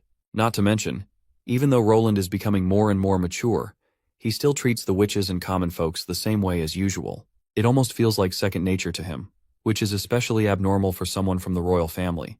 Wendy then reveals that she handed the results of the Wolfheart witches to Roland when the meeting ended. From this point onward, Roland will personally oversee how Blade's abilities can be utilized more efficiently. The reason being that weapons need to be carried by the owners personally at all times, but in that case, Broken Sword would limit freedom. Besides, the enemies won't always launch an attack during her working time, and her sword's aura is not as powerful as gunpowder. Hence, instead of treating her like a weapon, he wanted her to test her compatibility with every witch. Then she may decide who she finds interesting, and things can be taken from there. Instead of treating her like a weapon, he wanted her to test her compatibility with every witch. Then she may decide who she finds interesting, and things can be taken from there. Rather than objectifying witches based on their abilities, Roland seems to prioritize their feelings first. Perhaps that is why Nightingale trusts and supports him so much. Now that Wendy reflects back, she feels glad that she trusted Nightingale's judgment and left the association with her. Anyhow, the two ladies reminisce about the past and have a great time enjoying turbulent drinks. Meanwhile, Roland is also having fun time clapping his best girl. They are talking about the recent discoveries they've made. While Anna always knew that they were not the only civilization in this world, she never expected to discover a brand new civilization beneath the mountains, full of unknowns. Perhaps one day she's sure they will be able to step foot on that piece of land far away. Roland promises her that this day will come. However, Anna questions if he really believes in the existence of a god. The supposed god left them with artifacts and caused all the civilizations to fight against each other.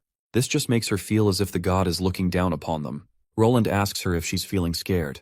But contrary to that, she claims to be feeling very fortunate. And the reason for her fortune is that they sent Roland to her. Let them clap each other. And we cut to the next day at the experimental facility. Lucia, Anna, and Roland are there. And it looks like they are working on making a tool that uses electromagnetism to transfer voices using electric currents. That tool is most definitely a telephone. While they are all talking about this nerdy stuff, Nightingale feels out of place as usual. She just disappears into her mist. Later, we get outside, where Roland is about to test the first prototype of this first-generation telephone. The call connects successfully on both ends, and they can hear the sound of the other person. Anna speaks from the other side, saying, "I love you," which causes Roland to blush on the other side. Nightingale, on the other hand, looks utterly heartbroken and devastated. Later, Nightingale returns to her room, hoping to drown herself in remorse with a turbulent drink. That's when Wendy suddenly pounces on her, excitedly asking how many years it's been since they became friends. Nightingale, a little unsure about Wendy's sudden behavior, admits it's been about 4 or 5 years. But more than anything, she just wants to know where her drink is. Instead of answering, Wendy keeps dodging the question, rambling about their long-lasting friendship. Eventually, Wendy confesses that she drank it, which of course explains why she was buttering Nightingale up. Wendy promises to make it up to her next month, while Nightingale, still sulking, decides to indulge in some dried fish, but only to realize that her pouch is empty. Of course, devastation hits her. At a time like this, only dried fish, ice cream bread, and that turbulent drink can bring her comfort. And now, they're all gone. The scene transitions to the southernmost region. The land is covered in sand, with only Silverstream Valley having some oases. Over 90% of the main population resides there. At the largest oasis stands Iron Sand City, the only city in the southernmost region. Iron Sand City is ruled by 6 great clans, but their positions aren't inherited. One can only earn a place among them through power and ability. Furthermore, they must accept any challengers. To prevent utter chaos, the clans established a system where individuals can fight for victory, known as the Holy Duel. and it seems Iron Axe has arrived, aiming to snag his positions as one of the clans first. The night is young as we cut to Skull Tavern. Inside, we meet a small clan's patriarch, Talim. One of his lackeys rushes in, informing him that there are visitors, one of whom looks very familiar. Tolim orders his men to let them in but reminds them to take their weapons and wear divine stones just in case. Finally, the unknown visitors step inside, and that visitor is none other than Iron Axe. Tolim recognizes him instantly, and the feeling is mutual. Iron Axe hopes this bald bastard has figured out why he's here today. Tolim, of course, already seems to know. The scene flashes back to the past, revealing that this very bastard was involved in Sister Echo's downfall. Yet, instead of being fazed, Talim smugly warns that the Iron Whip clan, Iron Axe's sworn enemy, is stronger than ever. But Iron Axe isn't intimidated. If anything, he's relieved. He was worried they'd been chased out of Iron Sand City by some other challenger or, worse, wiped out entirely. Talim scoffs, reminding him that confidence means nothing without strength. At the end of the day, Iron Axe is just digging his own grave. Even if a goddess was born within the Asha clan, they'd still struggle to match the Iron Whip clan. Those who were exiled are long dead, and to Talim, Iron Axe isn't even a threat worth considering. That's precisely why Iron Axe came to see this bald bastard. But something doesn't add up. 8 years ago, the Iron Whip clan was just as formidable as the Osha clan. As challengers, they had the chance to enter Iron Sand City. So why did they choose to become watchdogs instead? Only clans that secure their footing in one of the 4 oases surrounding Iron Sand City earn the right to challenge the 6 great clans. The younger clans constantly battle in these small oases, lands with no rules, no restrictions. That's why they're called the Lands of Blood. Watchdogs, on the other hand, are challengers who've given up the right to initiate holy duels. They act as shields for the top-ranked clans. Though they can't enter Iron Sand City, they enjoy comfortable lives with access to water and food. Iron Axe, however, promises that things can change. If Talim pledges his loyalty to Lady Drow Silvermoon, who is Sister Echo, he'll have the chance to touch the walls of Iron Sand City again. Talim bursts into laughter, not taking Iron Axe seriously. The idea that Iron Axe wants this little girl to become the new matriarch and initiate a holy duel is utterly hilarious. He has no intention of betraying his clan or fighting the watchdogs just so Iron Axe can enter the city. Instead, he issues a veiled threat, demanding something in exchange for keeping Lady Drow Silvermoon's whereabouts a secret. If Iron Axe doesn't pay up, Talim can sell the information to his clan and be handsomely rewarded. They'd love nothing more than to capture and torture a goddess from a past enemy clan. Before Talim gets too ahead of himself, Iron Axe tells him to calm down. He already knows what a coward this bastard is. He never expected Talim to fight the watchdogs in the first place. More importantly, Iron Axe didn't return just for revenge against the Iron Whip clan. He came back to challenge the 6 great clans and make the Asha clan the rulers of Iron Sand City. That bald bastard starts sweating. Iron Axe wants to defeat all 6 great clans and take over the city? Panicking, Talim raises his hand, signaling his men to attack. All his goons immediately lunge at Iron Axe. Too bad for them. They just stuck their hands in the devil's maw. The so-called Lady Drow Silvermoon, accompanying Iron Axe, turns out to be Ash, actually. With a single punch, she sends Talim's men flying out of the tavern window. Chaos erupts, and more thugs storm in through the front gate, only to become victims of Ash's wrath. The bald bastard is bewildered as to why this witch isn't being suppressed by the Stone of Divine Judgment. It seems Ash is using pure strength to handle these bastards. Iron Axe finally makes his move, forcing the bastard to surrender. With that, the fight is over, and the tavern is completely under their control. Iron Axe hopes that after this hard lesson, the bastard will finally talk. But Talim believes it doesn't matter whether he helps Iron Axe or not. They've already been exposed. The watchdogs in the city are backed by the Iron Whip and Cut Bone clans. Even if he gathers all his men, he believes fighting against the warriors of the larger clans would be impossible. It's in Iron Axe's best interest to leave now, before he dies unnecessarily. Iron Axe, however, makes it clear that he's not backing down. Besides, the watchdogs won't be a problem. Talim finally starts to understand the situation. He has a hunch that the only reason Iron Axe wants him is to challenge the great clans to holy duels. His power clearly comes from places beyond the southernmost region. Meanwhile, outside the main city's territory, we meet the First Army, who's finished setting up their cannons. Under the command of the platoon leader, the soldiers begin bombarding the enemy ahead. As the cannonballs hit, those poor souls caught in the firepower are torn apart. Talim, on the other hand, is absolutely stunned by the massacre. With no clue about firearms, he wonders if this is some sort of divine fire from the heavens. As far as he's concerned, there's no way this power belongs to Iron Axe.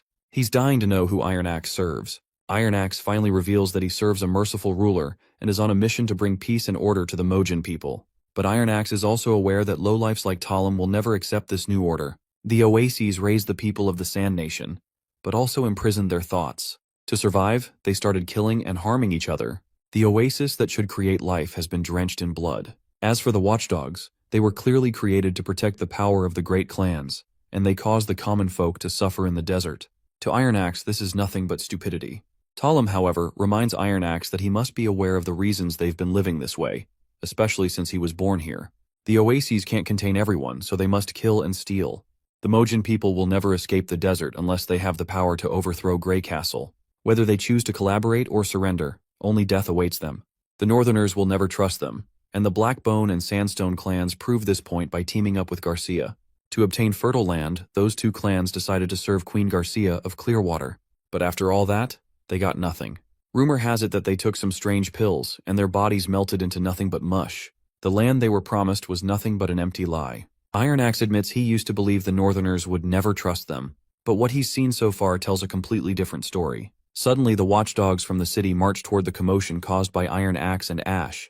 Of course, all these guys are nothing more than vulnerable rats when faced with Roland's modern weapons. Once the cannon fire stops, all that's left are the remnants of the watchdogs. Talum is absolutely boggled by the sight. He thought there were supposed to be more than 2,000 of them, but not a single one remains. Iron Axe tells the bastard to just ask his clan members to put out the fire because the small oasis has finally been seized. Sister Echo makes her grand debut. As soon as Talum sees her, he bows his head in submission. In the name of three gods, he promises that he and his clan will serve her wholeheartedly. From this day forward, she will be the matriarch of the Osha clan. The scene transitions to Carl Bloodwhip, the patriarch of the Iron Whip clan. His blood boils when he learns what happened at the oasis. He calls the whole thing about divine fire complete nonsense. But his soldier confirms that he went to the camp at the oasis, and the reports seem to be true. After suffering the divine fire, the camp is in ruins, and black pits everywhere, bodies blown apart, plastered against the walls. It's as if a massive sandworm or burrowing scorpion attacked the camp and tore everything apart. All the soldiers in the camp perished, while the few who managed to escape tried to fight back, but they were defeated before they even saw the enemy. Carl is sure the idiots must have been ambushed and wiped out. To him, it's normal for watchdogs to be challenged, but it would be extremely unlikely for anyone to challenge the Iron Whip clan. He asks which clan these people belong to. The soldier reveals that they are from the Osha clan. The news shocks the hell out of this overconfident bastard. The soldier further confirms that the flags at the oasis are all showing the Osha clan symbol, and he even saw the Osha princess, who was once a slave, now standing in the flesh. She's become the new goddess and is gathering more members for her clan. Many Northerners have surrendered to her cause. All of this brutal truth is overwhelming for Carl. As far as he's concerned, goddesses are evil in the eyes of the Northerners, so how could a slave become a goddess and receive their support? It seems like this bastard isn't ready to give up yet. In his eyes, even if the Northerners have better weapons and more people, when it comes to duels, the Mojin people are the bravest warriors. He wants to show them what true despair looks like. Suddenly a soldier barges in and claims that the Osha clan has sent a gift. Later, when Carl goes to take a look, the gift box looks like a coffin. As the soldiers pry out the nails of this large coffin, they find another fancy coffin inside. Seeing this, Carl almost laughs. He was expecting something far scarier, like a head, an ear, or even human skin.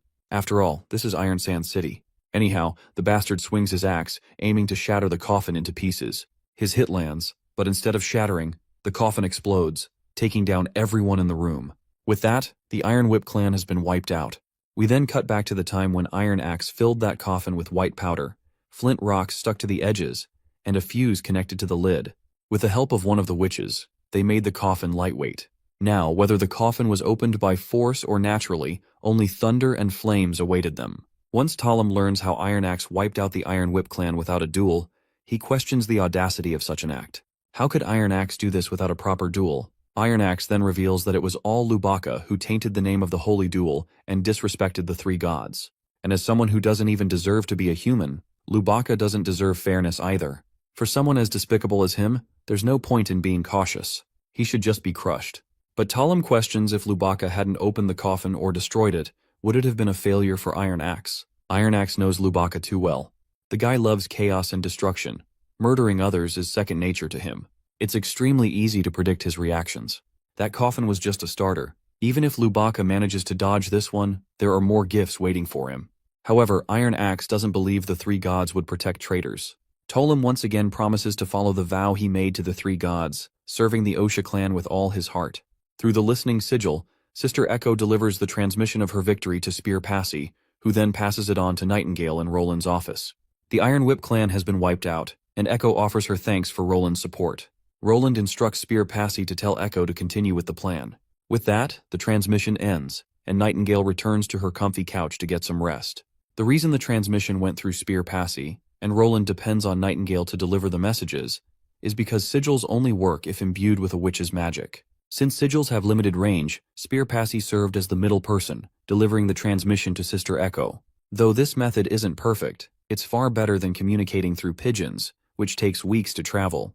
Roland feels sad that he can't develop a more convenient method of communication, since sigils require magic to function. However, the first ever telephone line in the western region is about to be installed, stretching all the way to City Hall. The second and third lines are already in planning. Having electric poles would consume too much energy and could easily be damaged by snow and ice. Therefore, it's wiser to lay the cables along the mountain ranges. Lotus can sink the cables into the ground, making it both convenient and safe. After the defense line is set up in the mountains, Roland plans to install more cables to maintain communication with the front line. For the defense line, Roland also plans to create underground tunnels for military purposes, and they may even need these tunnels to connect to the underground palace. Suddenly, Roland notices a massive explosion in the city through his window. Nightingale appears right away and urgently cautions Roland to stay inside the palace. Later, Sister Moon rushes to Sister Lily and reveals the explosion at the academy. Lily seems uninterested, as she needs to focus on her studies. Moon, on the other hand, tries to grab her attention by talking about the huge explosion and the fire surrounding the area. Lily dismisses it as some idiot messing up in the laboratory causing an explosion. After all, something like this has happened before, and Roland had scolded Kyle Sichi a lot for that. Moon is very offended that her friend doesn't seem to care about Neverwinter City. Lily simply pushes Moon away, continuing to peer into her microscope. As far as she's concerned, leaving the professional stuff to the professionals is the right thing to do. Let her do what she's doing, because this is also important for Neverwinter City. Of course, this gives Sister Moon a chance to slap back with a jab of her own. Teasingly, she reminds Lily that while Tilly had achieved nothing after peering into the microscope for so long, Lily used her electromagnetism to help Roland bring light to the dark. Now people can work at night without trouble. She continues to tease, reminding Lily how everyone is contributing to the city.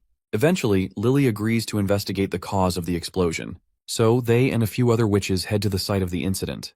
The area has already been restricted by the officials, and the building has been evacuated. Since nobody is inside, they sneak into the building using one of the witch's abilities, the one who used to work for the church. The art of the series has been changed, though I don't know if it was for better or worse.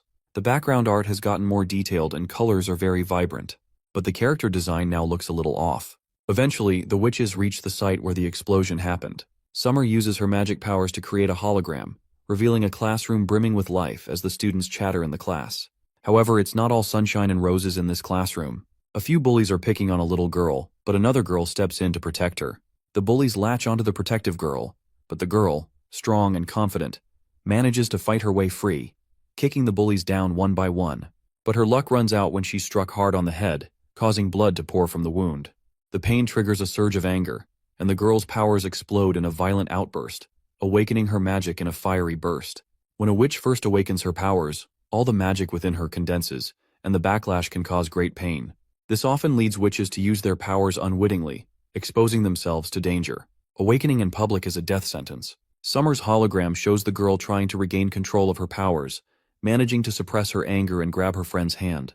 Tilly feels excitement stirring, another witch to join their ranks. Emmy, too, is thrilled and wants to report the new witch's awakening to Wendy right away.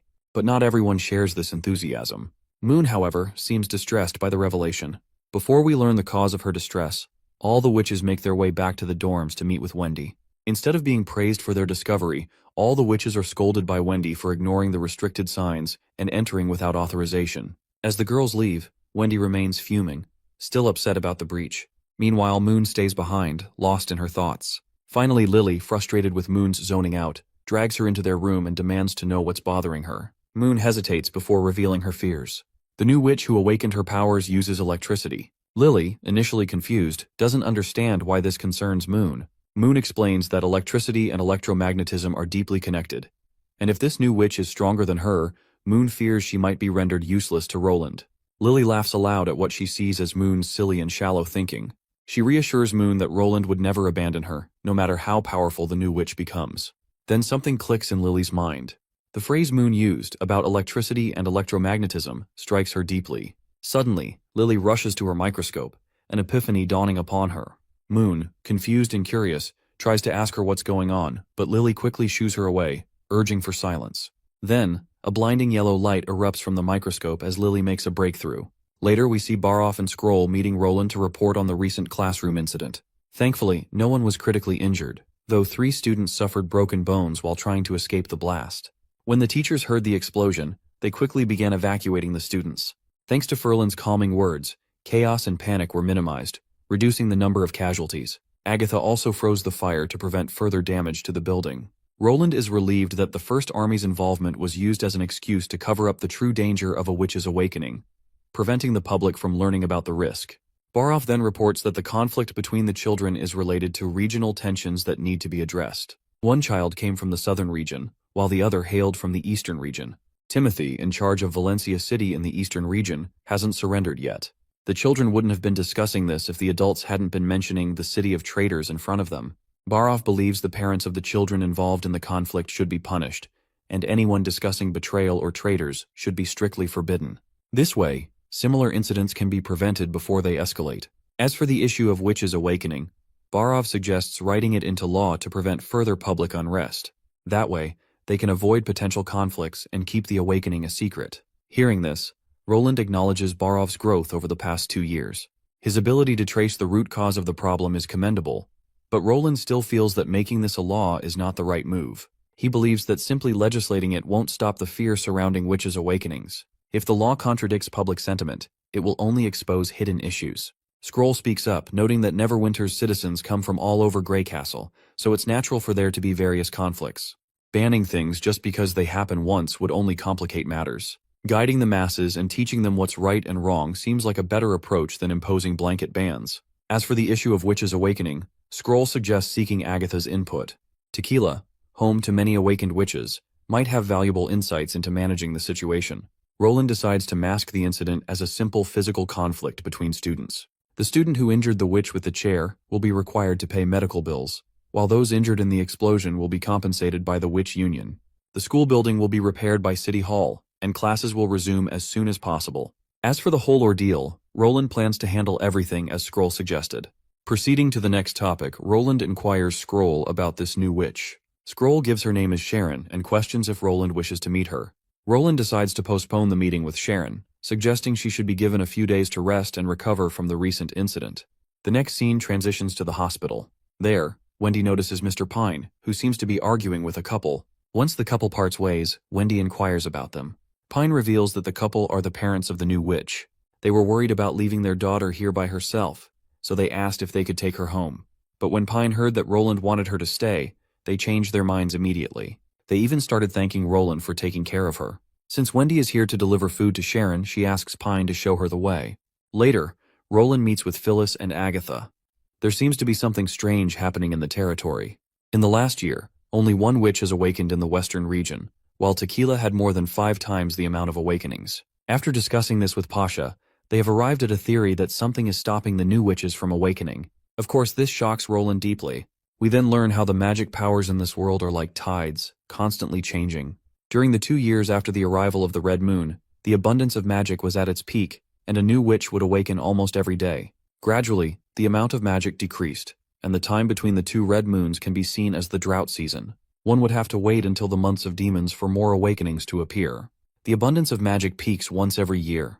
However, one thing to note is that the huge fluctuations of magic continue for hundreds of years. It is almost time for the next red moon, which is why they are noticing more magic fluctuations lately.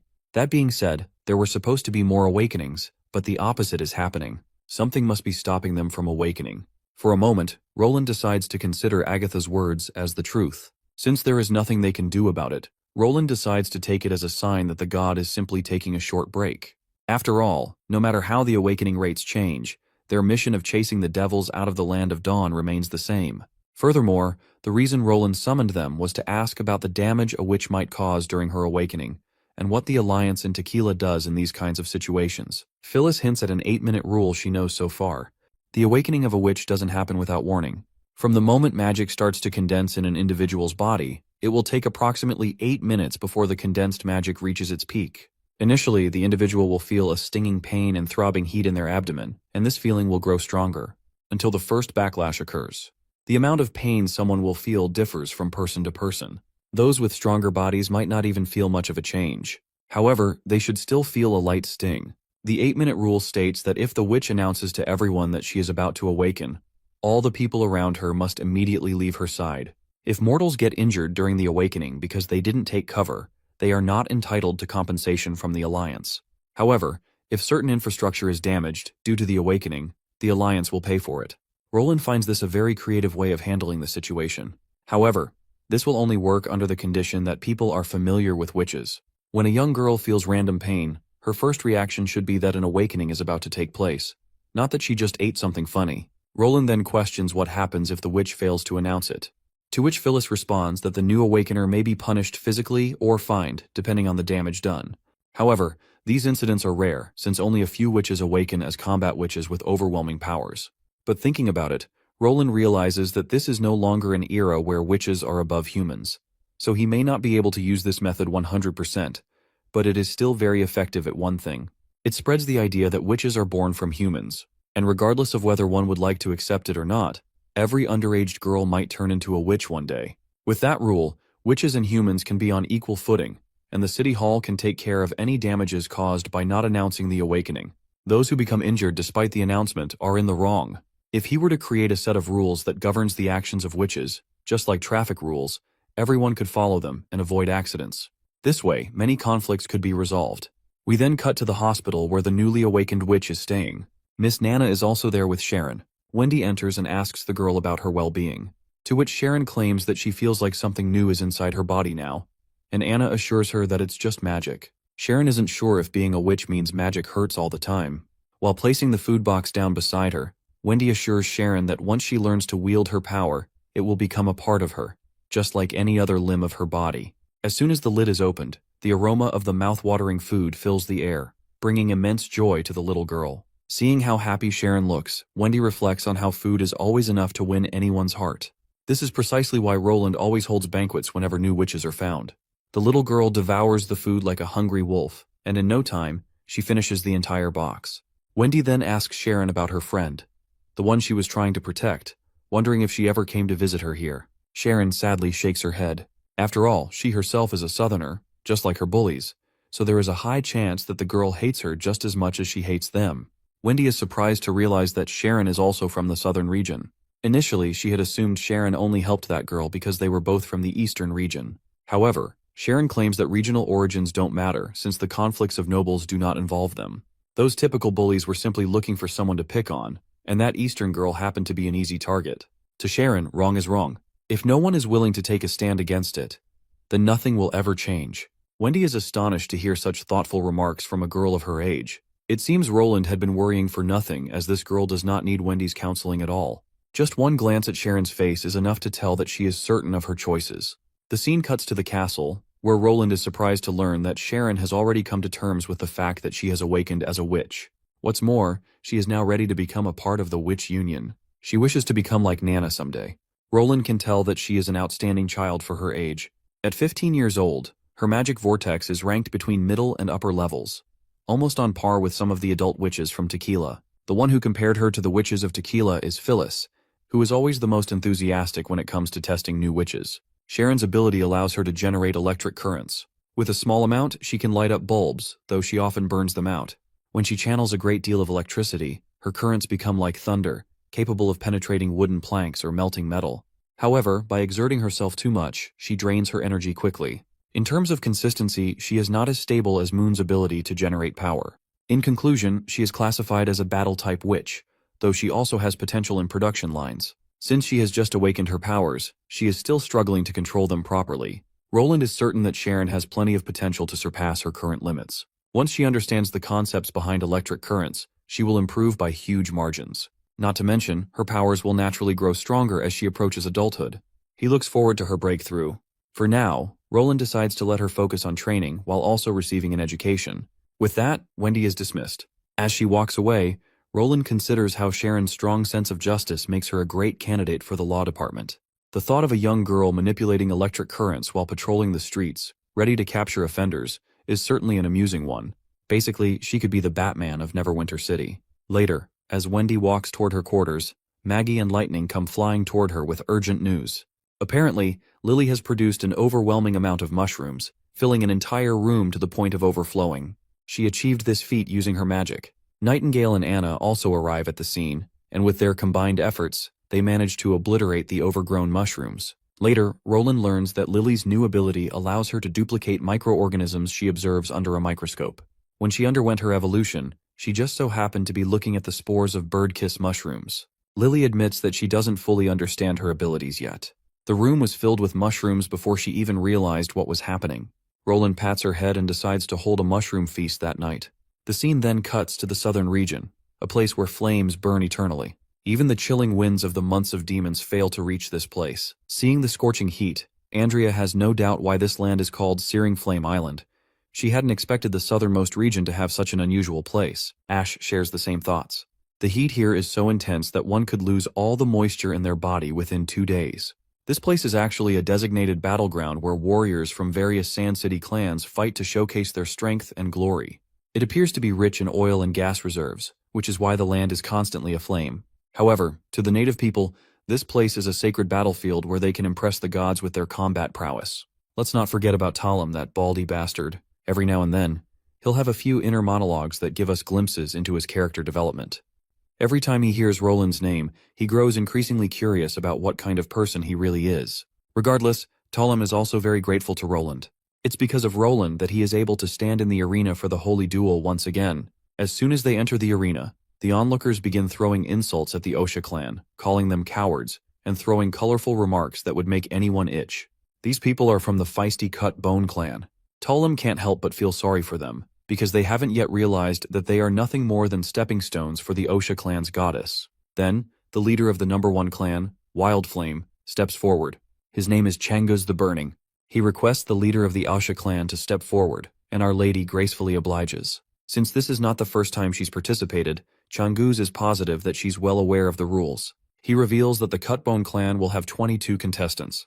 All she has to do now is choose a weapon for her warrior. Surrendering or forgoing a battle is allowed. However, she cannot betray the vows she made in front of the 3 gods. The battle will end when only one person is standing, and the winner will earn the right to enter Iron Sand City. If she's ready, they can begin. At that, Ash steps forward, a giant weapon in hand. Talim quickly reminds her that she cannot bring her own weapon into the duel. This is for fairness' sake. In response, Ash lodges her giant sword into the ground and eyes the weapons laid out in front of her. Before picking one up, she asks if there's any rule regarding one weapon per person.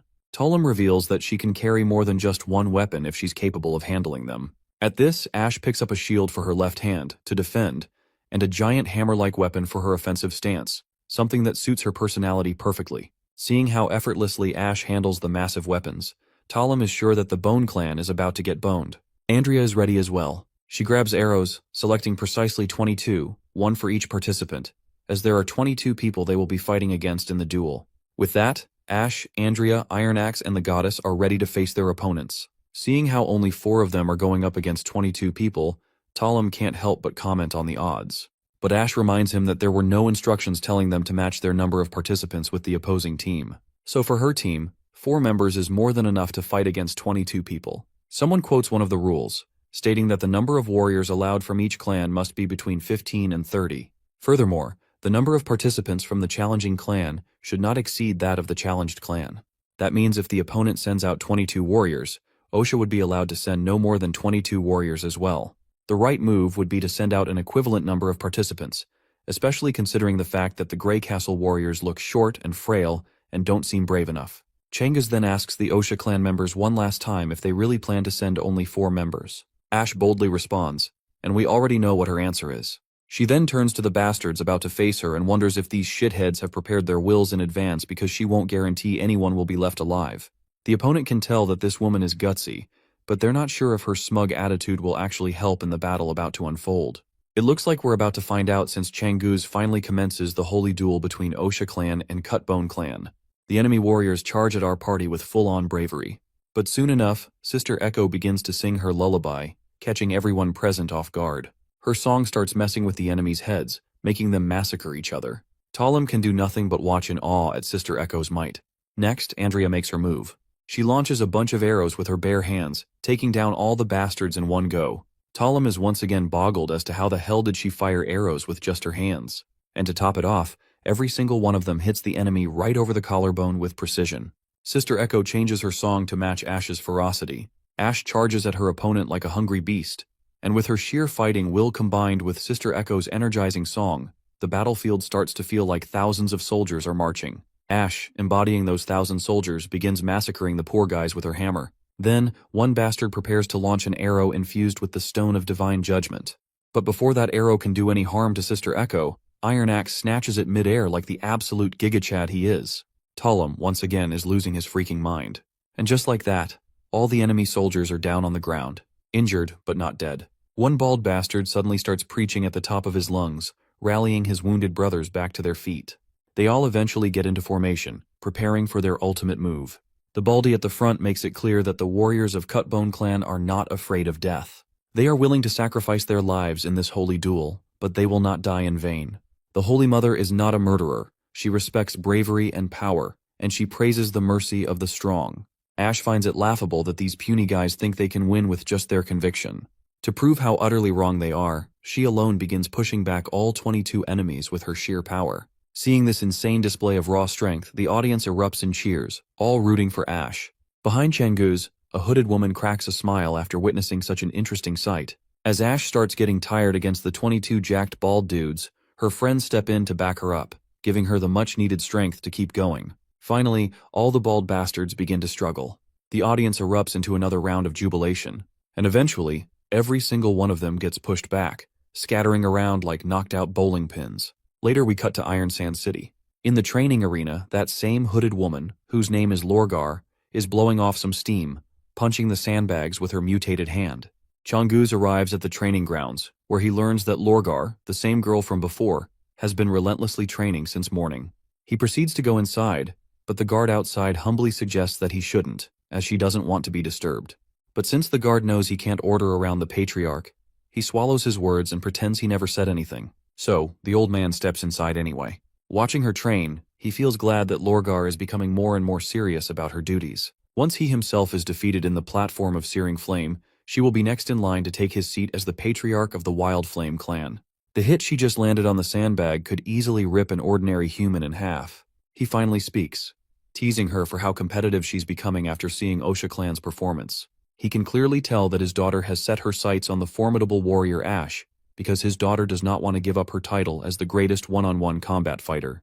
She's a little annoyed that Osha clan won't challenge them for a while, especially since their main goal for entering Iron Sand City has been accomplished. Her father also agrees with her. If Osha clan truly wants to become the rising clan of Iron Sand City, they'll have to take care of a lot of miscellaneous matters first before they can find their footing inside the city. Man, I'm hating this arc. This is exactly why I'm going to skip a lot of their random bullshit jibber-jabber. Just as these guys are talking about how Osha clan won't challenge them for a duel anytime soon, their expectations get subverted when a guard reports that Osha clan has requested another holy duel. It's only been a day since they won the duel and earned the right to move into Iron Sand City, so Changuz has no idea why they're already going for another fight. Lorgar questions the guard about which clan Osha intends to challenge next. The guard answers that it's the Sandstorm clan, which is currently ranked 4th. Changuz asks if they've moved into Iron Sand City from the Oasis. The guard reports that they have refused to move. Of course, this gets the patriarch and his daughter thinking about their next move. Regardless, Lorgar seems even more interested in Osha clan after their unexpected decision. The next scene takes us at the Searing Flame Island battle arena, where Ash is seen beating the hell out of a sand golem. And with her last opponent down, she wins the match. Cut to Skull Tavern. The entire place is buzzing with people narrating Ash's exploits. They are amazed at how she obliterated her opponent with just a single punch. And this wasn't just anyone. Her opponent was Sandra Sandraine, the so-called goddess of the Sandstorm clan. Sandra had the ability to turn sand into armor and attack her enemies by manipulating gravel. But the fact that Ash defeated this monster in one punch is just insane. What's even more unbelievable is that while Osha clan is dominating their challengers, there have been no reported casualties in any of the battles. Either the opponents suffered injuries to their shoulders or knees, or they were simply knocked unconscious. Turns out Osha clan also defeated the Blackwater clan, which is a huge well-known clan infamous for its recklessness and cruelty. Compared to the previous two duels, that particular fight was much bloodier. but still, no one died. As the tavern continues hailing Osha clan's might, Tullum suddenly stands up and generously offers free drinks to everyone from Osha clan. Everyone is now even more hyped, rooting for Osha to win their next battle as well. It is then that a guy rushes into the tavern with shocking news. He reveals that nobody fought because the Wild Wave clan willingly forfeited their position. Cut to Sister Echo and Iron Axe. They literally did not expect Wild Wave to forfeit like this. But in one way or another, Sister Echo is glad. Wild Wave settled for third place, meaning they won't have to fight them. Because if they had done, things could have gone drastically different as Ash had already been stained with blood. At that moment, Ash enters the tent, revealing that most of the blood belonged to her opponents. Her minor injuries aren't enough to hinder her performance. Besides, Sister Leaf's herbs are working wonders, so most of the deeper wounds have already started scabbing. Andrea chimes in, explaining that transcendent witches have always had strong physiques. After all, their brains don't need nutrients. Their muscles grow at an alarming rate, and most importantly, their faces can't get any thicker. She also mentions that people have no idea what Ash went through while hunting down the church alone. She hid in places even rats wouldn't go and survived on rotten flesh. If that wasn't enough to kill her, then a few wounds are nothing for Ash. As Ash reclines in her chair to rest, Iron Axe can't help but admire her. This is what a true warrior is supposed to be. Sister Echo then asks what's their next move should be. Roland's original plan was to create legendary battles, generate as much publicity as possible, and have the entire desert narrate the exploits of Osha clan's warriors. Iron Axe then reveals their next step: defeat the Wildflame clan. And after that, Sister Echo will have to preach the script Roland prepared in front of everyone. Hearing this, Sister Echo feels a little anxious. She is not sure if the Sand People even believe Roland's words. Iron Axe reassures her not to worry. After all, even Roland isn't expecting miracles. He knows that changing people's minds and gaining their trust will take time. Tullum suddenly enters the camp, bringing great news. The Wildflame clan has accepted the duel.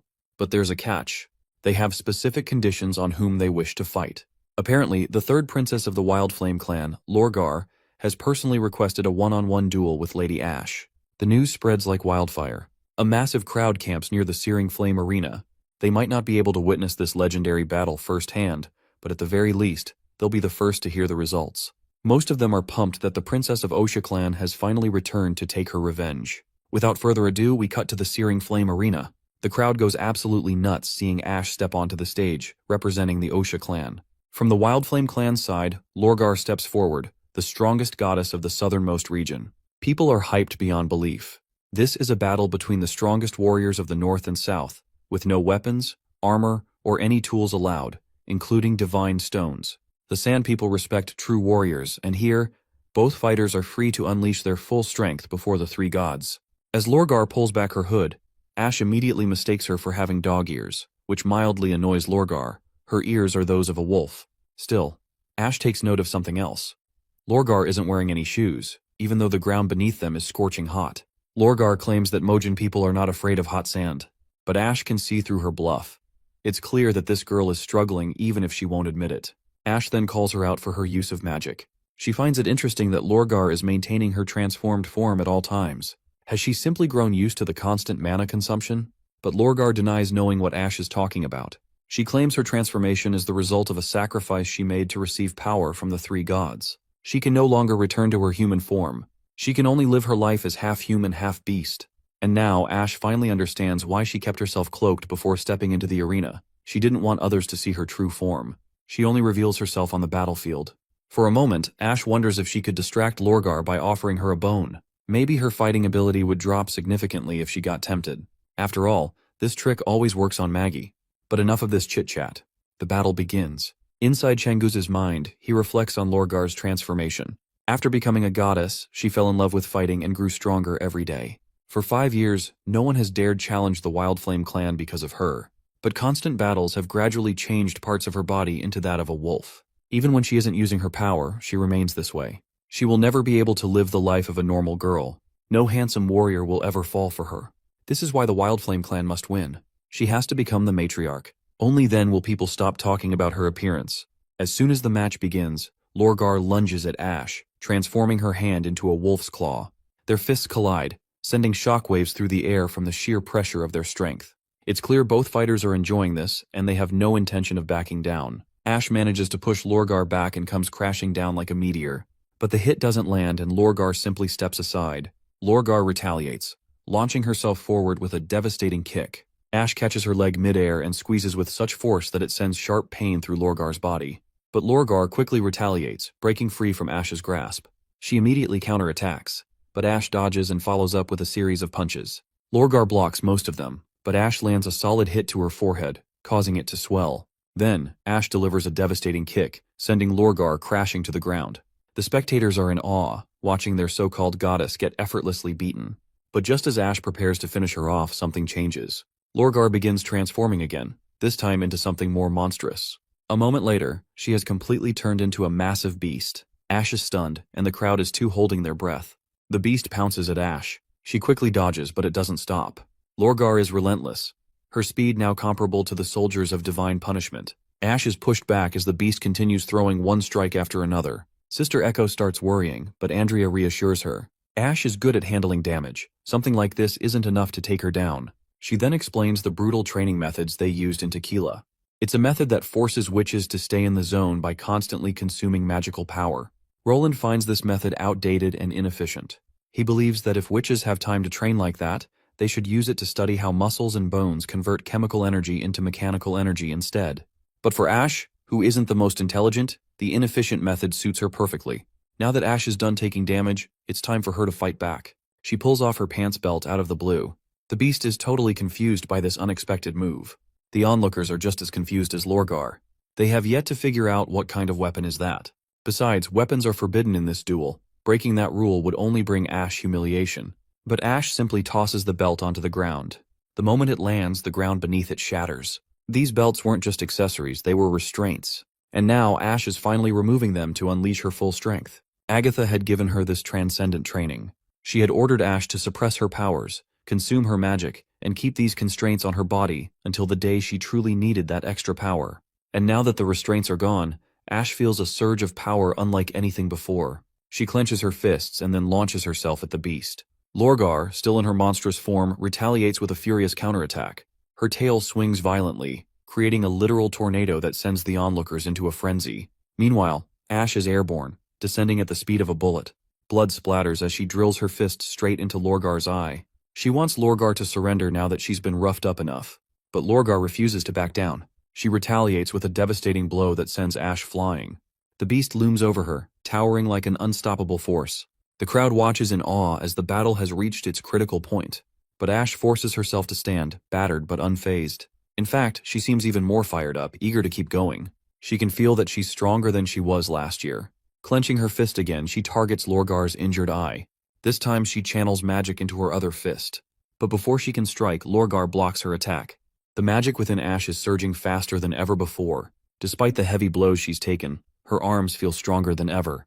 If this were the past, she would have already been obliterated, her ribs shattered, her organs ruptured. But now all she feels is pain. No numbness, no weakness. Ash presses forward. With some slick acrobatics, she lands a powerful kick to Lorgar's leg. A sickening crack echoes through the arena as the beast collapses to the ground. But Lorgar, stubborn as ever, forces herself up on 3 legs. Her father, seeing this, orders her to forfeit. But Lorgar's fighting spirit hasn't dimmed. She is still ready to battle. And Ash, though standing, is in no better shape. She admits her body is in agony. Her organs feel like they're no longer in their proper places. However, humans can move with 2 legs while wolves cannot. Now that Lorgar has lost an eye and a leg, her mobility is crippled. No matter how strong she is, she won't be able to land a hit. Ash considers finishing the job, taking out Lorgar's other eye. That way, she'll have no choice but to surrender. Her lost limbs and injuries wouldn't be a problem. If Ash can drag her back to the western region, Nana could heal her in no time. The stage is set. It's do or die. But before the battle can escalate further, a massive shadow looms over them. A giant eagle swoops down and slams into Lorgar, pinning her to the ground. The beast shrieks as it presses down, causing Lorgar immense pain. This isn't just any bird, it's a hybrid demonic beast. Ash's eyes narrow. She doesn't care what happens in a duel, but she won't stand by and let a witch be attacked by some random monster. Without hesitation, she dashes forward, ready to take it down. Before we witness the epic clash, the scene shifts to a moment earlier, before the 4-winged eagle descended upon the arena. Just outside the searing flame arena, eager spectators had set up their tents. A commotion stirs, drawing them out of their shelters. When they look up, they see the monstrous eagle circling in the sky. The beast is heading directly for the arena. One man, sensing that things are about to go south, immediately jumps onto his horse and rides toward the battleground. Back in the arena, chaos erupts. People scramble to evacuate, desperate to escape the brutal fate that Lorgar just endured. Ash rushes to intercept the monstrous eagle before it can cause more harm. Echo begins to sing, her voice cutting through the chaos, trying to calm the panicked crowd. Andrea, meanwhile, pulls out her massive gun. With deadly precision, she fires. The bullet rips through the beast's foot, obliterating it on impact. The eagle screeches in pain, finally releasing Lorgar and Ash. Iron Axe commands his soldiers to open fire. As arrows and bullets fly, Lorgar begins reverting back to her original form. Ash rushes to Lorgar, asking if she's all right. Lorgar reassures her, claiming she won't die. But Ash isn't comforted. One side of Lorgar's chest is caved in, and she can even see broken bones protruding. The monstrous eagle, however, isn't done. It dives back toward Lorgar. But Ash is quick, grabbing Lorgar and jumping out of the way. The eagle scoops up two guys, tossing them toward the arena. Andrea is also struggling to land a shot, because the creature is quick, dodging each of her attacks with surprising intelligence. Then Hummingbird steps forward. Through her magic, she makes the two humans light enough to fall gently to the ground, saving them from a deadly descent. Ash realizes that this demonic